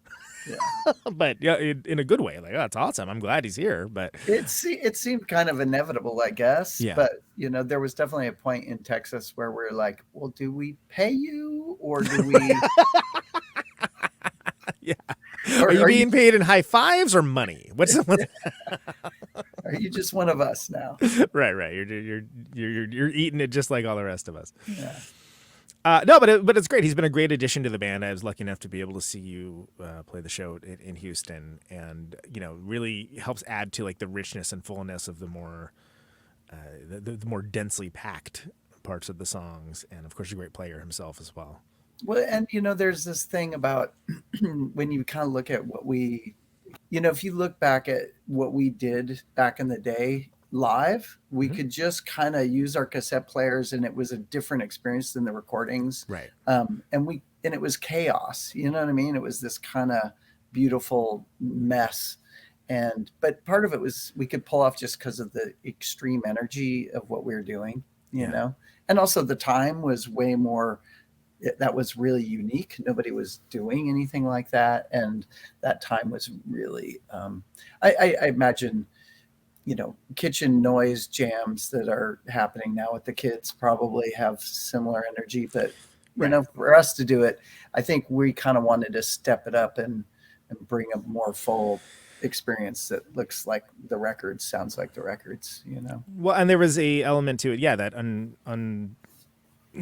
unexpected element of the potential failure, right? That was part of the appeal of it, where whatever was happening, it was like, great, that's what the sample is then. But then people get used to hearing how the samples are the records, and like you're doing a show where like, oh, I never got to see this band. You want to make sure you have the best possible experience for the people and for the players as well. That sometimes, it's and also, by the way, it's just harder to find tape decks that you can do that with, frankly. Tell me about it. It used to be a dime a dozen. Go down to Goodwill and pick up a dozen of them. Great. Yeah. We'll give these to you. Please take them away. Yeah, but not anymore. I actually turned to buying these cheap like Walkmans that, and on the internet I found a way to mod them and add my own foot switch and a speed up, slow down switch, and so now I have like 4 of them. So if they fail, I've got another one. You got a couple backups. It's good to have a backup. I noticed you doing some amp modeling, by the way, on that show. I really struggled with that idea. And that's why it's that boss model, is because basically it's kind of also just like a string of boss effects, which is something I've always used. And so it's super familiar. And it does also mean that I can just take it on an airplane really easily and end up with the sound I want, There's something to be said for that. And for, again, what's the whole boss thing? Well, you can get them anywhere and it always sounds the same. Yeah. And I did some really intense testing before I even committed to trying it. Like there's almost no latency. I mean, really, really, really, very, very small latency. And man, it handles all the overdriving I want to do. So, but I also am coming out to, analog gear when I want to achieve sort of some of the old school sounds. Well, there's utilitarian goals, and then there's, more creative goals, and and there's the right tool for each job as far as that goes. How's lucky enough to see Cassette Prophet last year? I know you just played a big show with Sleepy Time Gorilla Museum, former guest of the show. Yeah, that was thanks to your show at the bottom of the hill. Oh, no kidding. Yeah. That's awesome. Yeah. John Carr was there. He's their sound person. And, fantastic. And he saw the show and loved it and was kind of into the theatricalness of it. And, and I've known it's a Carla great fit. For a long time. I mean, well, they're old school Bay Area people too, right? It's exactly. like, I mean, Idiot Flesh all the way back, I mean, on the grand scheme of things, most of my band projects have been pretty weird, like on this scale of, normal to weird, right? And they're still just way weirder. Like they're doing their own thing for sure. I mean, they always have been. Yeah. And the fact that the world kind of caught up to them in some ways, and people vibing on that music that were like, I never thought I'd get to see this music. They get to have that experience, just like with you guys, where it's like, that's amazing. I mean, that show at the UC Theater was utterly sold out. I mean, it was 1,800 people just packed to, corner to corner, and they were there almost the whole time. And that was a real gift for us too, because we're, kind of a new band and get on that big stage. And we brought kind of a bigger, it's a huge sound thing. Yeah, absolutely. So it was super fun. That's why I was like, I saw you guys were playing Winter's Tavern, which I love, by the way. It's like, that is like a loose suggestion of a sound system they have there, though. Oh, yeah. No, that was classic. That was our first show with that band. Do they still have the mixer mounted on the beam? Yeah. The wall? And I showed up. The bartender just completely ignored us. There were, the promoter, CJ wasn't there. Yeah. And it was just like, I don't think there's going to be a sound person probably. No, and so we just started figuring out the cables and, We had a similar experience where we're just like, I think it's just, you just do your own thing. I don't know. It's kind of great, actually, but also a little like, 6 of us, Yeah, it's a lot to, especially when we want things to be well balanced and heard. It's a lot to handle. But yeah. No, but that's great that Cassette Prophet gets to play in a bigger stage and kind of have that bigger presentation, because it is a big band. Like there's a lot of bigness Yes. Thank you.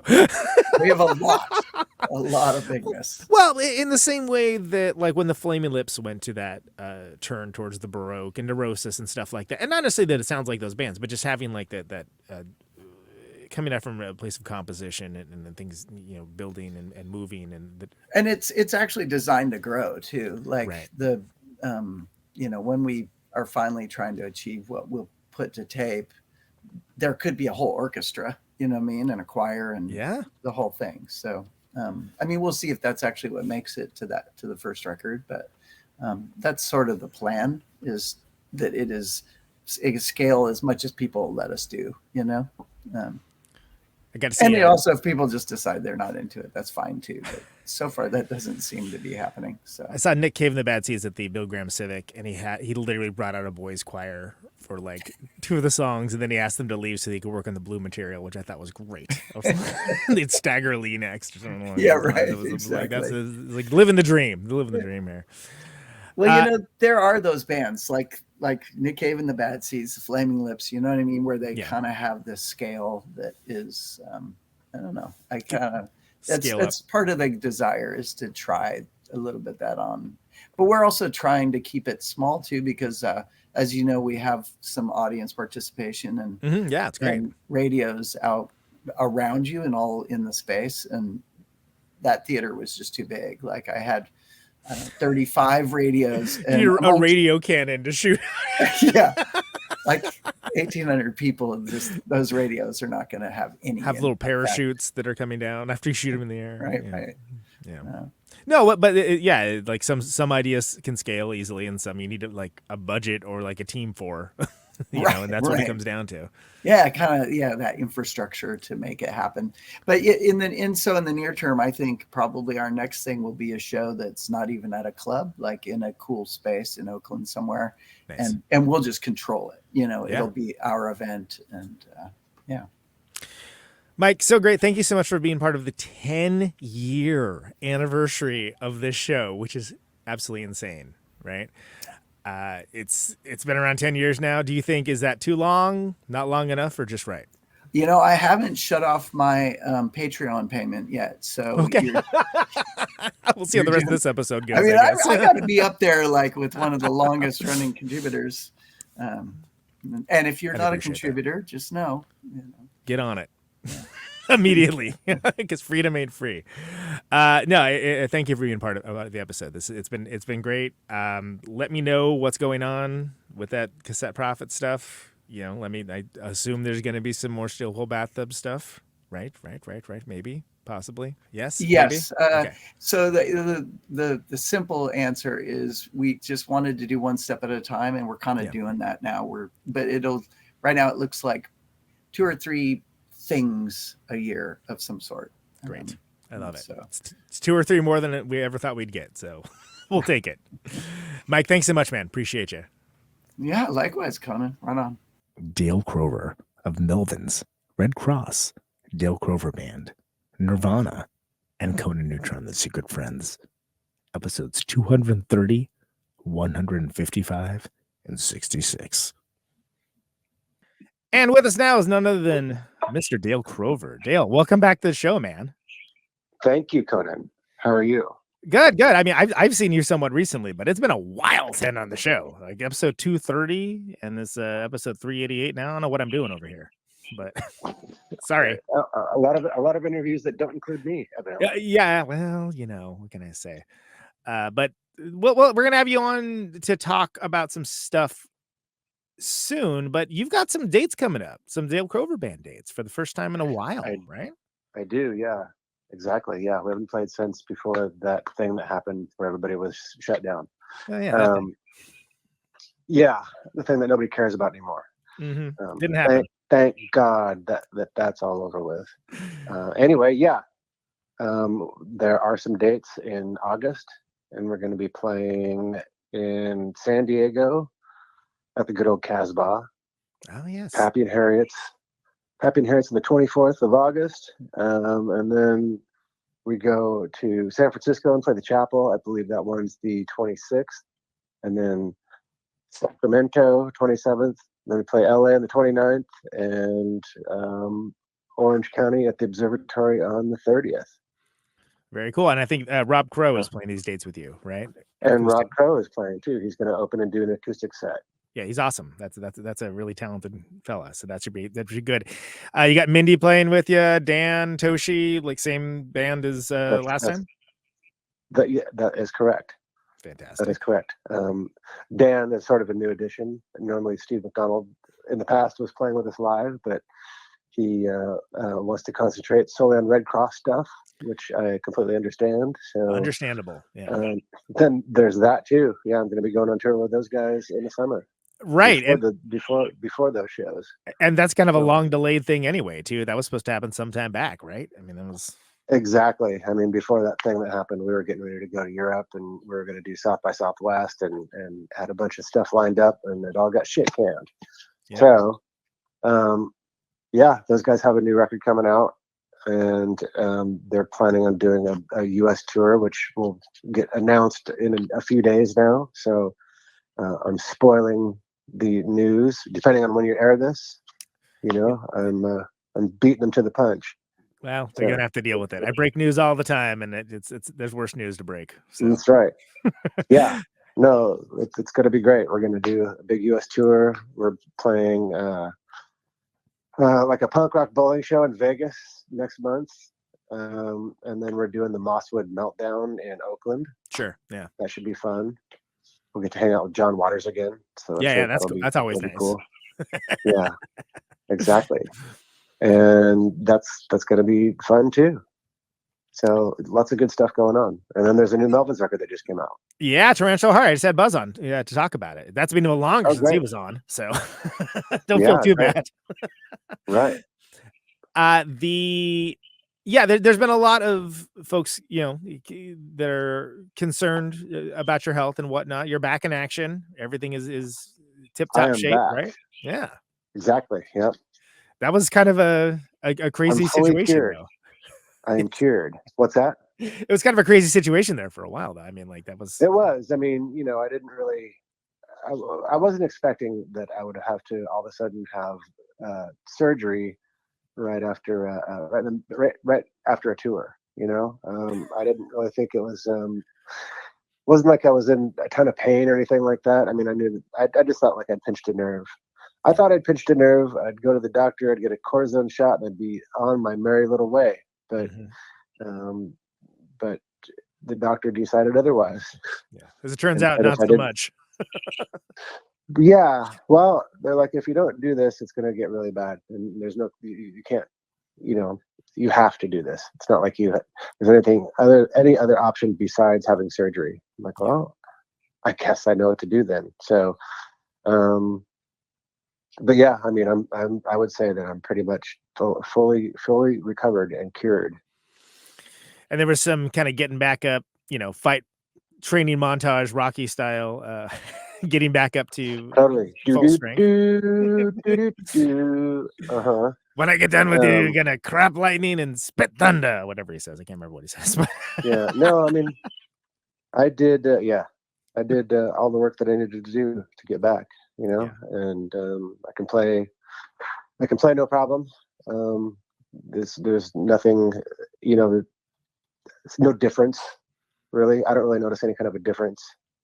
So as far as playing or the way I feel or whatever, other than I feel great. Yeah. No, and that's fantastic because and you've seen the proof of it. I was going to actually verify that. Yeah, you're absolutely at full power, sounding great. Haven't missed a step. So yeah, take it from me.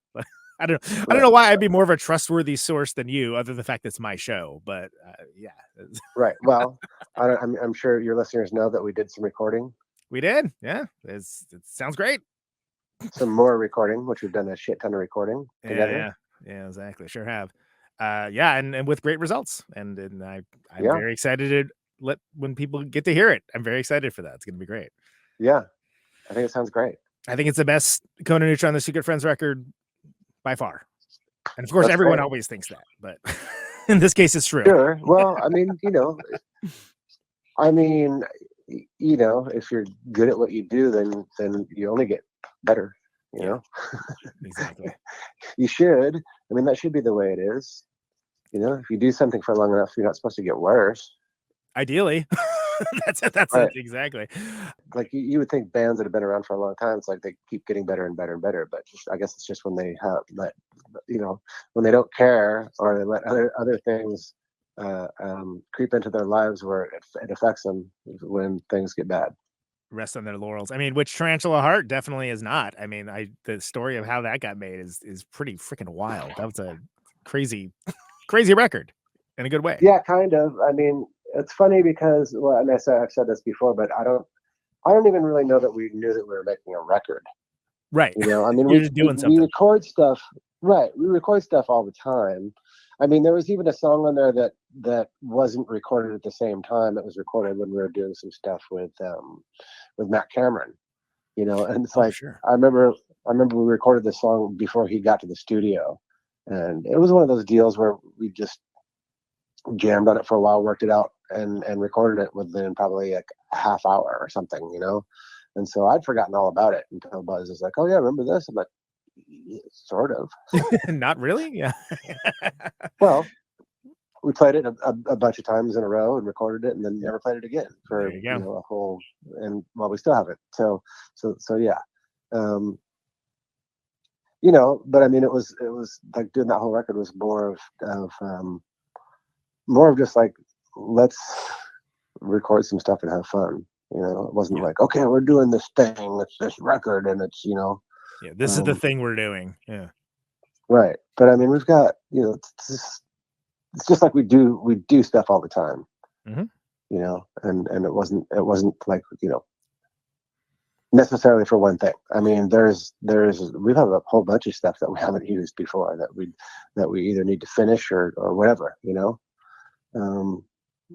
We've always got something brewing. Well, I think everyone's gonna be very, if they didn't already know, we're gonna be very pleased to see that you're back in the saddle with playing drums again, and Melvin stuff coming up after, you know, Crover band tours and Buzz and Trevor do their tour and all that. I would like to let's have you come back for a proper episode relatively soon, and we can speak more at length about that.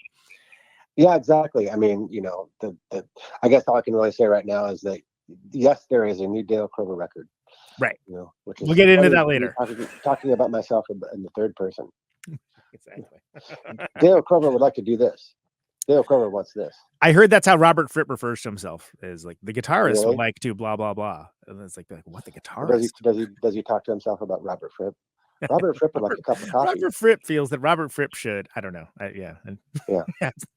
But I was a great Granderman story about that. I was like, that's amazing. Why not? Well, you know, why shouldn't he? Sure. Yeah. Why not? You can play like that. You can do whatever you want. It's always funny if I mention the Dale Crover band. It's like, you know, I don't just say my band. Right. It's the Alice Cooper band. Band. It's a name of it. You know, it's a different entity entirely. Right, and that's not his real name. So you know. Right. That's true. Dale, great having you on. Thank you so much for making time to come on for the 10th anniversary, the 10-year anniversary of Protonic Reversal. Yeah, it's amazing. You've been talking for 10 years. I know. Somehow people still want to listen. Who knew? Congratulations. Thanks, man. So the question I'm asking everyone at the end of this is 10 years. Is that just long enough? Is that too long? Or is it just right? I think it's just right. And I think you should just keep going as long as you can. Why not? 10 years can go by pretty quickly, you know. It really can. I still like doing it. Yeah. It's just a fun way to do it because we're doing a 10-year anniversary, 10 guests, 10-minute length. You know, it's brought to you by the metric system. Yeah, there you go. Well, in 2 more years, you can change that. Right. We do base 12 instead. 12 years. That's right. Dale, thanks so much, man. Really appreciate you being part of the show. You. Always good to talk to you. Excellent. Thank you so much. Always good to talk to you too. And I'll talk to you later. Okay. Bye. Bye.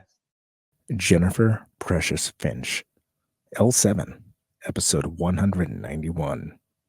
And with me now is none other than Jennifer Precious Finch. Welcome back to the show. It has been Many moons since I've Yes, seen you a last. couple of years now. Yeah, that's... Although we have talked in between. We have So talked. We have talked. We're caught up. Exactly. In fact, well, it's a wrap. We're done with the segment. Okay, bye. It was nice to meet you. Good luck. Happy 30 years. Yeah, exactly. We'll meet back again in 3.5 years. 191 was the last episode you're on. This is 388, so that's a lot of episodes. That just means that you're neurotic and productive together. Guilty as charged. Turn them out today. Cranking them out of the podcast feds. No, Day down at the podcast factory. Congratulations. It's a really big deal. Thank you. To do it, stick with it. Great content. 10 years. Podcast years. That's like 300 in podcast years, I think. I don't know exactly. But yeah, it's a lot. The Bricks Are Heavy 30th anniversary has happened since last we talked. Which, of course, that's a record by the band L7. I'm sure you're familiar.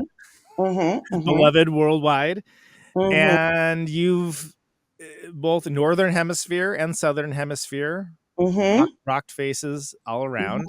Australia, South America, all kinds of stuff happened in the last couple of months. How's that been? Have those shows been great? Shockingly and unsurprisingly amazing together in one package. I know that I got a firsthand report from my friend Renee Ruin that it was. Oh, Renee, we finally got to sit in the same space, in the same room, and she may have given me COVID, just saying. I came home with the worst case. Oh, man. You got away with it forever. And then around that time, that day. All right. Well, I am just kidding. I was gonna say that's one way to make musicians you like remember you. It gets crazy in Australia between the Cosmic Psychos and all the other bands that we know down there, and Renee and all of our friends. It was a really great homecoming. Did you see any of those guys? Did you see Ross or any of those dudes? Nice. I saw Ross up here and Bill down there. Oh, nice. Very That's cool. how it works. And then all of their kids kind of fade in and out into Los Angeles. So I get to see them and go to dinner. Oh, how cool. All their various children. The various and sundry children's. I mean, touring right now, it's different than it used to be. I feel like there's a lot of things that are now the same, but I'd like your perspective. I think it's gone backwards. Yeah. I like your perspective though, because you're a professional musician. You're in a well-regarded, wonderful, timeless rock band. Is this how we're spending our 10 minutes? I'm just gonna gas you up. Yeah, definitely. Okay. How do you feel about again, touring Australia, touring the US, Canada? I think you did some Canada dates too, right? Like how's it feeling? Is it feel like back, quote unquote, back to normal? Does it feel like way different? For a while there was like mask requirements. There were like things that, acknowledgement that there was like maybe some global universal experience happening, and then that's gone now. So yeah, I think that there's still like some good stuff in place though that keeps everyone healthy. So that is good. Yeah. Do you find that there's like L7 families now, meaning that like multi-generational fans, people? Absolutely. Absolutely. I've met great grandchildren at this point. Great grandchildren. Starting young, I guess. I don't know. That's like can have conversation. They're not little kids. They're like, adolescents. Yeah, I know. That's a trip. Isn't that crazy? I mean, like, no, it's totally normal. I guess I guess so. Actually, if you stop and think about it, that happens every day, actually. Yeah. I mean, I totally think that like prior to the 80s, most music events and most events were multi-generational, and that, capitalism kind of split that all out definitely into like, there's youth movements and there's things that you like when you're in your 30s and there's things you like when you're in your 60s. That's very nostalgic and looking back. And so the normal trajectory was, I thought that we were going to start doing this thing for our peers, teens and 20s, and it just moves up. You rock in its 30s, moves up to audience in its 30s. 40s and so forth. And I feel like as a touring musician prior with the Shocker and Other Star People, that was the experience also. Yeah. And then there's a riff now. It's like you look out into the audience and it's multiple generations, multiple people, multiple shapes, multiple colors. And that's my goal in life, so super happy about that. No, and that's great because it's like, I mean, for me, it reminds me of like how when punk rock first started, that it wasn't just like bands uniform and sound and like look, and it's just like, oh, here's all the freaks and here we are and we're all doing this together. So the fact that why not? Yeah, but most of those freaks were white, Conan. They were white and young. That's true. They were middle class, white and young. So they're freaks, but yeah, they're freak privilege. I'm being honest, yeah, it's like freak privilege. No, there's true diversity in our audience. That's a good point. I had a Kid Congo Powers on a couple weeks ago, and that's something really cool, I think, about his book. Like just like him being, Chicano, him being, him being gay, like it's coming from a perspective, and that's a dude that's been wears in all those things, and they were predominantly white, and it is interesting to see, like the doors kind of open, and I don't know, things being more. Looking more like the populace, I guess. Sure. I don't know where I'm going with any of this. Anyway, no one does. That's what 10 years of same old. There's an L7 Patreon now. I've used Patreon. I think I started when the pandemic started, and it's like advanced access $1 a month. It's saved my ass. Like seriously, like it paid for the power bill a couple times. Definitely paid for the internet bill. I am very interested in that Patreon because I think like that's an example of sort of making up the revenue that, no one's selling records anymore. Like it's all for free. Right. So it's like, oh, just tour endlessly until you can't anymore. How is the band going to be using this Patreon? Yeah. So we've had the Patreon for about 6 months now. And it just, feel it gives us more of an opportunity to connect with our audience off of social media. Honestly, like there ended up being like either, I don't know, some sort of gap in the ability to connect, and it just allows us to connect a little bit more.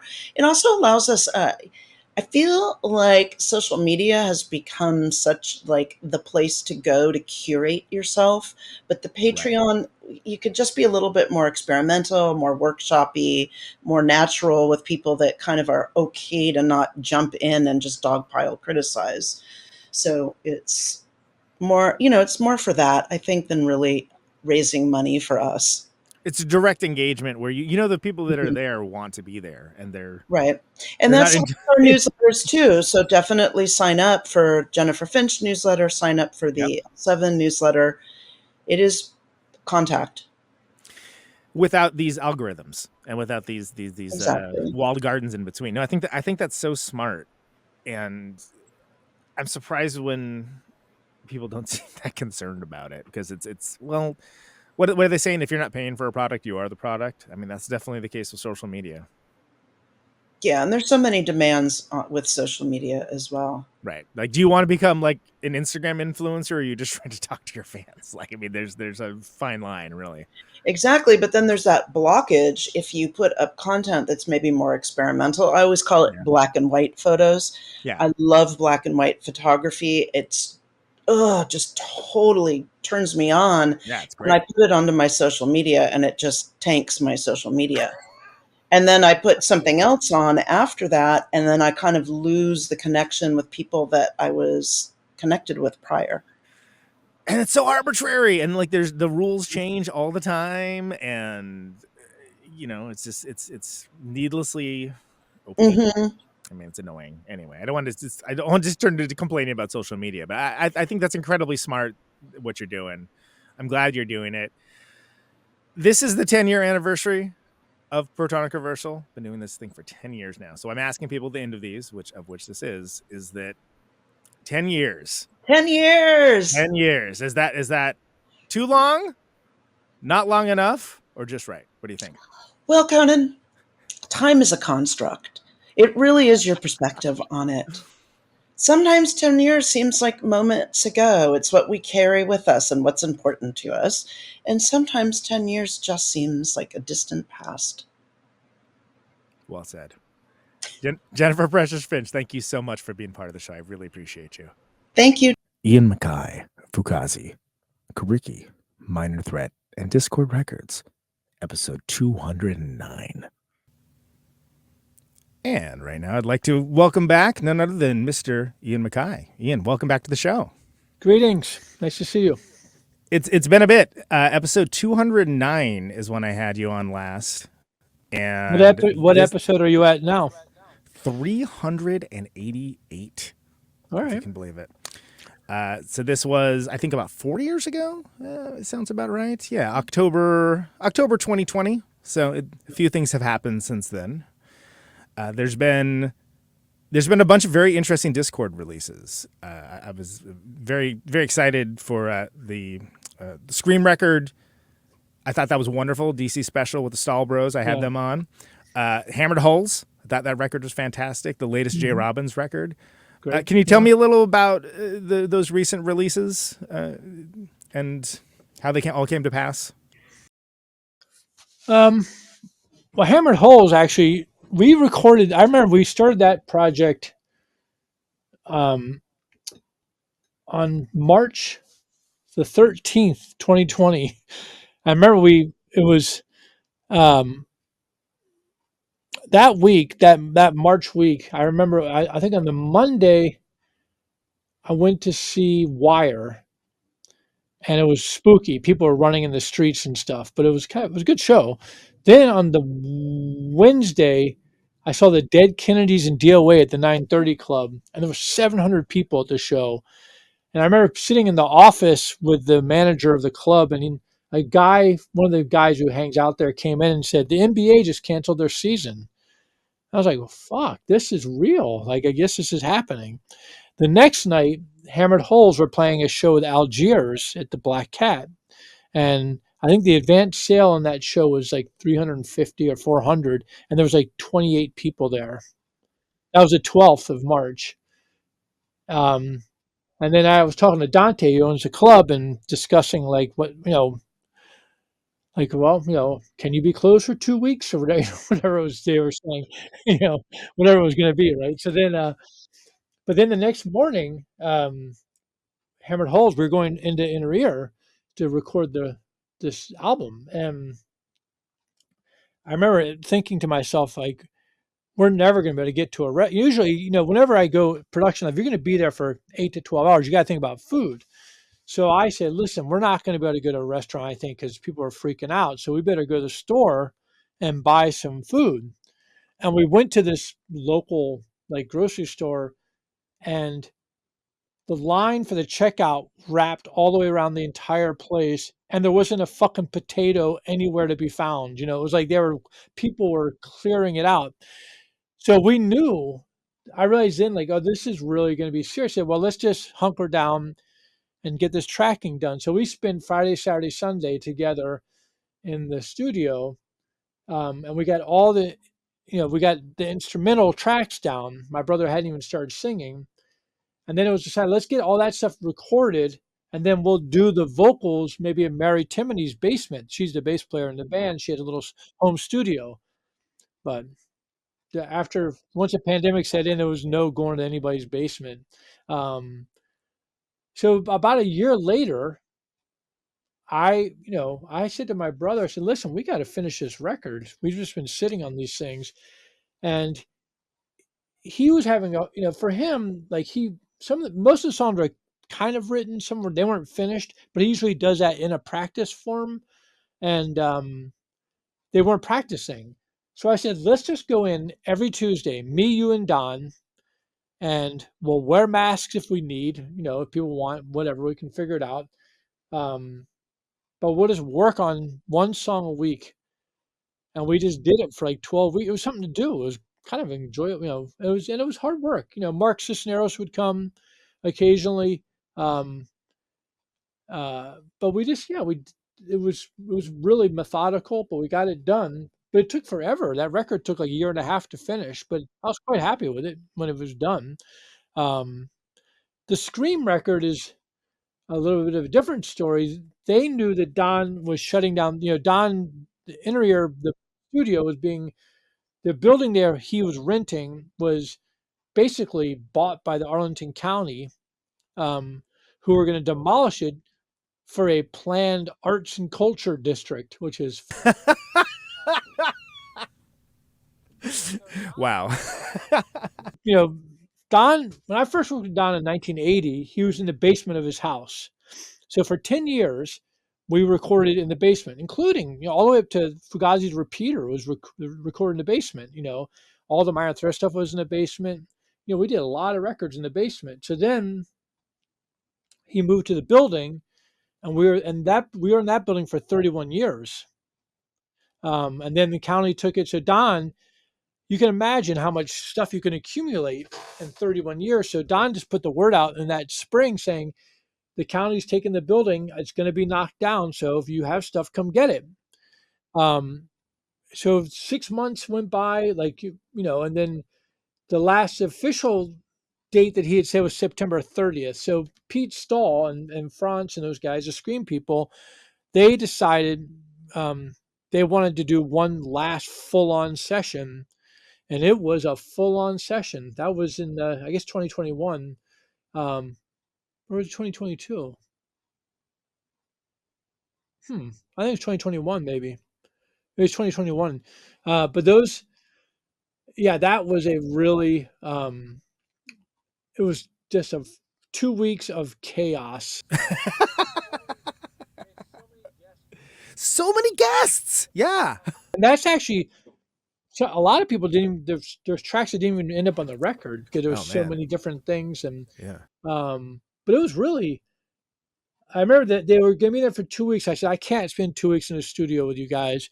But Joey P., who was Fugazi's sound man, and also before that was Scream sound man and really close friends with him, he did the first week and I did the second week. So he did a lot of the main tracking, and he was sort of the concierge because there's so many hanger-ons. So he set up tables, and there's a little parking lot, and he set up tables and brought speakers out so people would just stand outside instead of trying to all cram into the control booth. And he's had it was September. It was beautiful, warm. And then I came in mostly for the, a little bit of tracking, but mostly overdubs and vocals. I did all that work. And then I mixed it, but we got everything done. Recorded was done in September. We didn't start mixing though. We couldn't mix. And then the studio got torn down, and then Don had to build a new studio back in the basement using a different kind of he had a digital board now. So it took a while, but we finished that in the spring of 2022, I think. That record took forever too. It's just weird. Everything is, I used to make records in 2 days. Yeah, right. Real. Exactly. No, it's crazy when a record takes that long. That's ostensibly like a punk rock record or whatever. It's like, wow, how long did this take? I will say the results it's a great record. It might be my favorite Scream record. It's up there. It's a great record. Yeah. It's a really great record. And Pete is just singing better than ever. He's incredible. He's killing it. Yeah. Jay, Jay does all that stuff on his own. It's just a great, he just does great work, and he's been working away on that for a while. But I'm still, I've been recording in I'm back in the basement with Don, the same basement. Everything old is new again, right? Yeah, we recorded. I did an album with Bedmaker, my sister's band. That's coming out next month, I think. It's great. And then I did a recording with this band Censor Ghost that I really love. Just finished that up. I think we're done. Might have to do some more, but that was pretty quick. I did that. I think we recorded and everything and mixed probably in, I think maybe 4 or 5 days total. I said no more dogging. I want to get in and get the fuck out. set a deadline and keep to it, huh? Yeah, so I just want to work with some aplomb. I don't want to be part of the digital dilemma is that you can really space it out. You can just, because it mixes. Originally, when we worked on tape, Don's boards was not automated. So if you're mixing and you have everything set in the way you like it, you better finish it. Right. Because somebody else is coming in tomorrow and they'll strike the board. Yeah. Those presets are gone. Forget it. Yeah. So I used to like sit there like freaking out with paper and to try to write down the settings, which you'll never get again because, and I'm not a Luddite. I'm not saying, one's better than the other. They each have their own advantages. Linear recording, when you're actually working on tape, it forces you to make decisions in a more timely fashion. And sometimes that urgency, it ends up creating more interesting performances. You got to commit. Like if you're doing a vocal and you're like, is that one good enough? Like it better fucking be. If you That's what it is. If you're gonna do it again, you're gonna lose it. Yeah. Like with digital, we could keep tracking vocals all day. Well, it loses the impact. It loses what makes it interesting in the first place if you just keep micro analyzing it. And I think there's a little bit of, I think there's something to be said for the tightrope walking, like the idea of like a little, or not tightrope, more like trapeze. You want to feel like there's a little risk going on, that people take a chance, but I'm not talking about like back in the day. I don't give, we're here. I don't give whatever. This is what's happening. So, I will say this, that Don Zentera, he's an eccentric guy, very unorthodox, one of the most peaceful guys you'll ever meet in your life, which is weird when you work in a studio with somebody. I've never seen Don yell ever in 43 years. Right, most studio guys lose their minds, but he started crazy, so he just doesn't. He's just sort of like, but he consistent. He always has been super unorthodox in his gear. He's always just done. People are like, you have the weirdest gear. He didn't care. He's interested in results. And I think that, I agree with you that DC Special is a great record. Still Screaming is a great record. Still Screaming is my favorite. Yeah. That was recorded in 1982 on a 8-track. Those sounds stand up. And if you listen to a lot of other records that were recorded that time, you're like, but those early Discord things, they sound good because Don he's a fucking genius. He's interested in the sounds. That's all he cares about, sound. He's not worried about like the new rig or the new effect he didn't care about any of that. He just wants sound. Ian, thank you so much for being part of the show. I need to have you on for a regular episode at some point because I think we got a lot to talk about that goes beyond this arbitrary time limit that I'm imposing. I would appreciate it if you could. 10 minutes. I told you, like I'm a chatter. So it's a pleasure to have you. This is a momentous anniversary. 10 years for a podcast is a pretty long time. What did Albini talk about? I'm talking to him tomorrow. I'll tell you when I talk to him. We're doing it in the morning. But are you asking people what they want to talk about, or are you just bringing up the subject? I am talking about whatever makes sense for the person, and it's not a one-size-fits-all situation, if that makes sense. So what you think makes sense for me is talking about the records? I really wanted to talk about those records with you, I really wanted to keep it to about 10 minutes. So I thought that was it a nutritional discussion for you? I thought it was great. Yeah, absolutely. Did you not feel that way? No, it's not that I don't. It's not that I don't feel that way. Is it It's a long form show normally. I'm used to going. Yeah, I know deep, that. I know. Right? I think that my what I'm trying to get at is I feel like that there's I'm sensitive about the notion. Like I'm not a product pusher. No, not at all. So, for instance, people often would say like, "Oh, do you want to promote something on this?" No, I don't. I got nothing to sell, and I really don't. Like I have stories and experiences, and I'll talk about virtually anything. But I'm not here to sell records. I don't care. Like that's not. I trust the listeners to decide whether they want to buy stuff or not. So you asked me about the records and your topic, not mine. I think those are three very interesting records for three very different, interesting reasons. I agree, and I think they have really different, and each of them have really different. They're really different experiences, and And I like to think that it's what I like. And one thing of what's weird is that you can see behind me all these record covers. We've just been Discord has been churning out records for years. We're not crazy amounts of records, but we just keep making records, and they're all like, some of them are very well known records. Most of them are not. But it doesn't matter to me because success is never. It has nothing to do with the number of records. Success is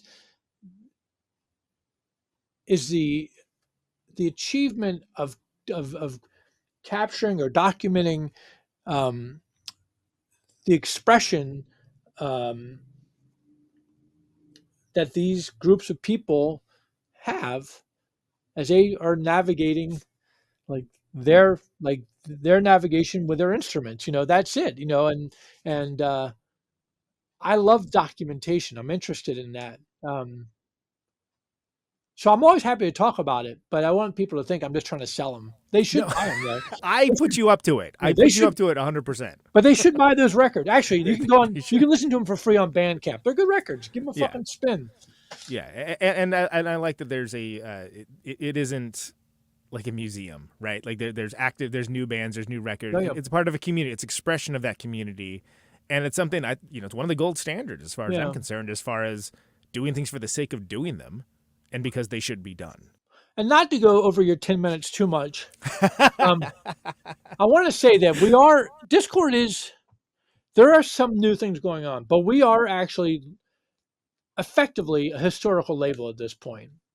And I'm comfortable with that. And part of the reason that I arrived, which means we have arrived at this, is that there was a point in time about 10 years ago, and I was sitting at Discord cleaning the house or something like I did today. And I was like, my God, I've been doing this for 30 years. This is 10 years ago, which is a long time. And, the 90s, we were selling, Fugazi was literally selling hundreds of thousands of records. And now, if we sell 2,000 or something, we're really pleased. So diminishing returns in terms of actual business. Numbers. Right. Yeah. But, so I started thinking how long am I going to do this? Should I try to do something else? Or what am I going to do? And I suddenly caught myself and I said, wait a minute, your life is so unusual. You've always owned your own time. You've just done things so differently. And a large part of the reason that that's a reality is because so many people have entrusted their music and their art with you. All these bands, I don't have a single contract with any of the bands, not a single contract. And I have all their tapes. And they've trusted me to continually put these records out. And I realized, now that it's starting to get a little harder in terms of just keeping the business going, I actually have a custodial responsibility at this point. And what that means is, as long as there are people who are interested in hearing this music, I think I have a responsibility to make it available in one format or another, and of all the bands, there's two main bands that really are front and center. And even though it may be odd for people, they might think it's a conflict of interest. One of those bands is Minor Threat, and the other one is Fugazi. Those two bands are 100% the engines behind this label. Those bands sell head and shoulders more records than anybody else. And of those two bands, Minor Threat, which has sold many hundreds of thousands of records now, maybe 1 million records, I don't know. When Minor Threat broke up in 1983, our best-selling record had sold 3,500 copies. So all those sales have come post-breakup. The life cycle of the band. Yeah. Right. So it just continues to sell. I mean, we'll sell probably 15 or 20,000 Minor Threat records this year, but just keeps on selling. So that's that. But then Fugazi Fugazi actually was selling hundreds of thousands of records, and Fugazi was being offered insane amounts of money, theoretically, to sign major label deals. And I had to recuse myself because I own the label. So I said to the band, if you guys want to have a lunch with these people, if you want to have a meeting, then I understand. And it was a unanimous thing that no, we're staying with the label. So I feel like that band, because of the fact they had the option to go elsewhere and chose to stay with the label, the last dollar we ever spend would be spent making a Fugazi record. But that's the custodial responsibility. Absolutely. And that's where I'm at, trying to keep this thing going. I have 4 people who work for me. I really want to make sure that the label, as long as there are people who are interested in this music, that we make it available in some format, but also one that is appropriate and aesthetically pleasing. Thank you for your time. All right, Ian. Take care, man. Thank All you right. so much for being part of the show. I'll see you Appreciate again later. And there you go. That is the Protonic Reversal 10th anniversary show, episode 388. Go big and or go home. And hope you guys enjoyed that. I was shooting for 10 guests, 10 minutes each, and I overshot the goal. Hit 13. Most of them around 10. A few of them a little bit longer, and that's okay because we like to hear what they have to say. I think this is a good sampling of what the show does and why the show has the space that it does. And it honestly was very cool to talk to a lot of these folks that most of which I have not talked to on the show, at least for a very long time. So it's good to check in, see what's going on, and hope you guys got something out of that. It's hard. You want to balance between talking to your favorites and talking to people you find inspiring and interesting, and also allowing room for new stuff as well, and serving the goal of turning people on to things that maybe they should know rather than stuff they already know. So it's always a balance. I don't take it lightly, et cetera, et cetera. This was a lot of work. It's way more work than the actual show is, but I think it was a good way of not only presenting to a certain degree the first 10 years of the show, but also some of the elements that make it interesting, which is to say, I hope people got this, that they're not all the same. These episodes, some have different vibes. It goes different ways. People have a different energy in their bits. And that's intentional. I did this pre-recorded, which is not how this podcast normally operates. I did this pre-recorded at very different times. There are times that it's very late at night. There are times it is, frankly, right after I woke up. And that is how most podcasts operate. And it's never been how this one operates. And like I said in the intro, it doesn't mean that it makes the show more special, or it's just what it is. And for the most part, I think I get it. Like I get what I'm looking to get. Sometimes I haven't, and then when I've done that, I've tried to atone for it. I'm not going to make excuses, but a lot of people, they're newcomers to the show. They're just there for the guest. There's a resting, we'll just say critical thinking towards hearing anything about the person that isn't the person they're there to see and hear about. And I hate to break it to you, but like these conversations don't happen in a vacuum. This is a back and forth. And if you think you're just listening to so-and-so talk, I guarantee you are not. And that's probably the best, most articulate way that I could say that. But I feel comfortable in what this show does. I think anyone that's been doing this for a long time would answer the same way. It's been an interesting process to do this, and I'm not going to change the show too much going forward. Because, by the way, there is a correct answer to the very confusingly worded question of 10 years, is that too long, not long enough, or just right? Which is, it's not long enough. And when people are answering just right, they're thinking about like whatever the next phase is. And that's interesting as well. And I think that's important. I talked about my jihad, if you will, against doing clips for the lion's share of when the show's been around. And it just being a one-man show, right? Like not really accepting help, which maybe can be one of my detriments sometimes. And I think that but there's things that are intrinsic to the show itself, like the no ads, no sponsors, no kidding. When I listen to shows and I hear an ad, I skip past it so quickly. It's like in the cartoons where like a cartoon character runs really fast and there's flames behind them. That's me skipping ads. I can't stand them. I will not abide them.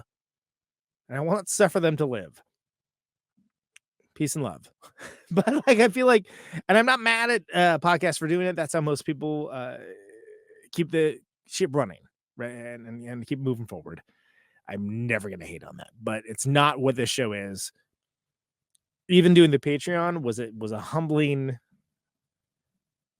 test experience, really, more than anything. And that has managed to be sustainable and cool. And I thank you for that. I don't like ads. That's what it comes down to. Would I do a different show that is not this show, that is maybe more like a traditional show with sponsors now? Yeah, probably, maybe. When am I getting paid? I don't know. Let's talk. Hit me up. That isn't what this show is. I want to keep this show, for lack of a better term, pure. And that's why it's interesting to have people like MacKaye on, Steve Albini, and not to say that I align with anybody 100%, because I don't, but I love to hear their take on things and the world of DIY and doing things of value that add to the community. Because that's where this came from, right? That's the whole idea. Is music is giving me this incredible value and life affirming system of belief and moral code. So if I can give back a little bit to that, I absolutely will every time. But that's it. It's a lot of work. It's a lot of work, man. It's a lot of work. And even when it's the best time ever, it's still work. So if you think you're coming here to hear somebody talk, I assure you, you are not. And I've been told that this show has a chip on its shoulder. And that's probably right. But I feel there's a lot of heart to it. And if there wasn't, or if I didn't think it was worth doing, I wouldn't do it. And that's what it comes down to. So 10 different mini interviews of 10 minutes in length with folks I respect and admire, but who haven't been on for quite some time. That was the goal. Overshot the goal. We did 13. And a couple of them went longer. You know what? Fine. It's the internet, man. There's room for all that. Anybody's mad about it, sound off in the comments. Please let me know, because people sound off about much stupider stuff literally all the time. But I feel good about it. This is a good representation of what this show does, why this show should be, why I should continue sinking energy into this. And I hear from you all, and the people that don't just want to sound off about how horrible my laugh is. Other than that, most of y'all are great, and I love hearing the feedback. And I hope that we can continue to grow this thing, and keep doing it. There's much more to talk about out there. There's much more to do. Somebody's got Iggy Pop's phone number. I will accept it. Kathleen Hanna, call me. Yes, I would love to talk to so-and-so, more than likely. Hook it up. Some people have actually done that on this show. That's also not something I take lightly. It's something achieving its own escape velocity for things. Anyway, I hope you guys enjoyed the show. This was a monster to produce, and I'm not going to probably ever do it again. And if I do, I will bring other people in to help, because decade 2, and there will be a decade 2. Those are the vibes. I'm letting people help. Finally. So, the name of the show is Conan Neutron's Protonic Reversal. This has been your 10-year episode 388. It's an honor and a privilege to bust my ass producing this show for you. To give just a tiny cross-section of what this show does and what we're trying to provide and what the vibes are, right? This show airs Thursdays, live, 8 Eastern, 7 Central, 6 Mountain, 5 Pacific, streaming on YouTube and Twitch, podcasted later everywhere. Archives always available for free. No ads, no sponsors, no kidding, never. ProtonicVersal.com. If you like the show and want to get episodes sooner and help support it, $1 a month at patreon.com/ProtonicReversal will achieve that goal. As we come to the close of our broadcast day. So, now I'm going to begin to try to articulate how much stuff all 13 of these guests are, but they're all around. Go find them. They're all great. They're on here because they're great. Signing off. Follow the show on Facebook, Instagram, Twitter, Blue Sky, Threads, anyone within the sound of my voice, and TikTok. Yeah, that's right. We're on TikTok. Deal with it. I've got 50,000 watts of power. Thanks to everyone for sharing the shows around, liking, subscribing to your platform of choice, leaving a review. All that helps people discover the show. And this is a darn nice thing to do. And thank you for your listenership. This microphone turns sound into electricity. I don't take any of this stuff lightly. We're just getting started. Can you hear me now? Stay safe out there. Out on Route 128, in the dark and Check it lonely. later. I got my radio on. Can you hear me now? Woo! Can you hear me now?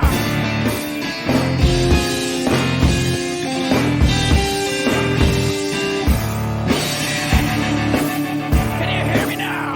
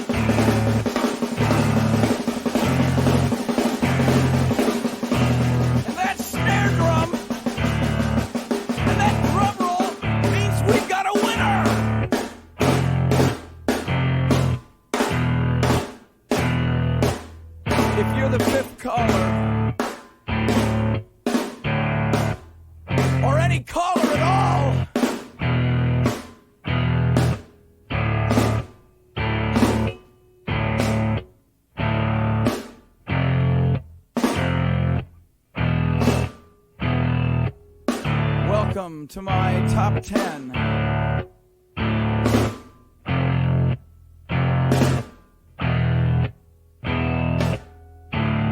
I'd like to thank our sponsor. But we haven't got a sponsor. Not if you were the last man on Earth. She was prepared to prove it. This one goes out to a special girl.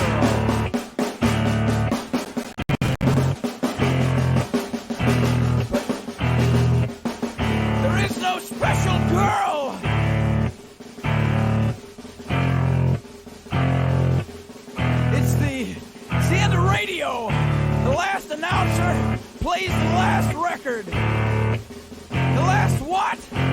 Leaves the transmitter. Circles the globe in search of a listener. Can you hear me now? Can you hear me now?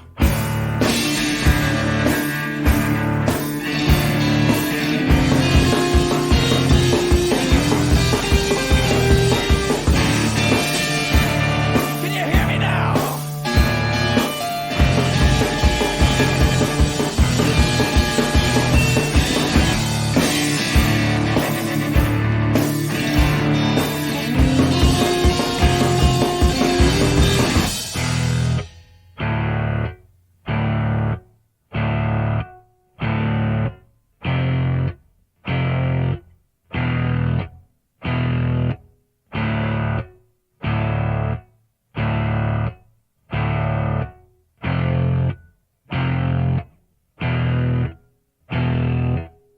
Is it really broadcasting if there's no one there to receive? It's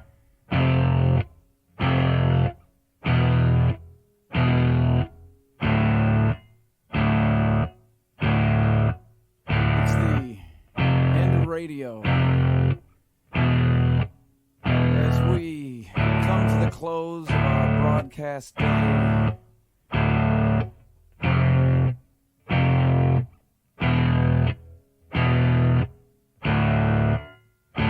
got my radio on.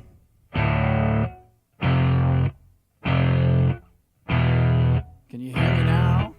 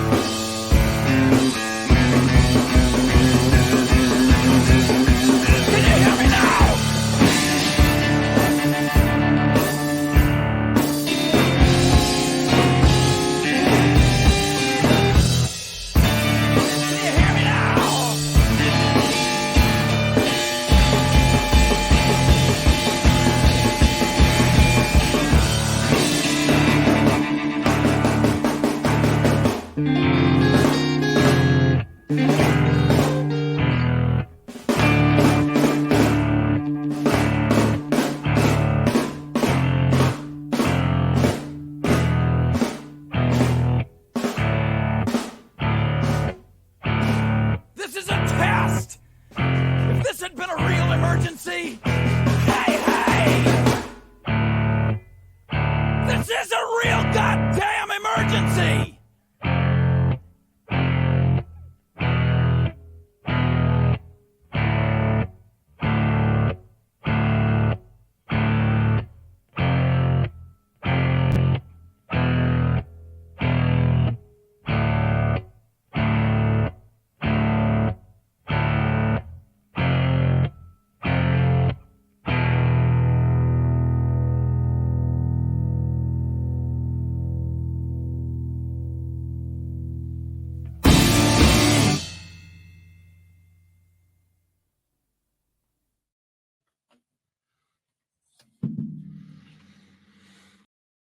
More than 10.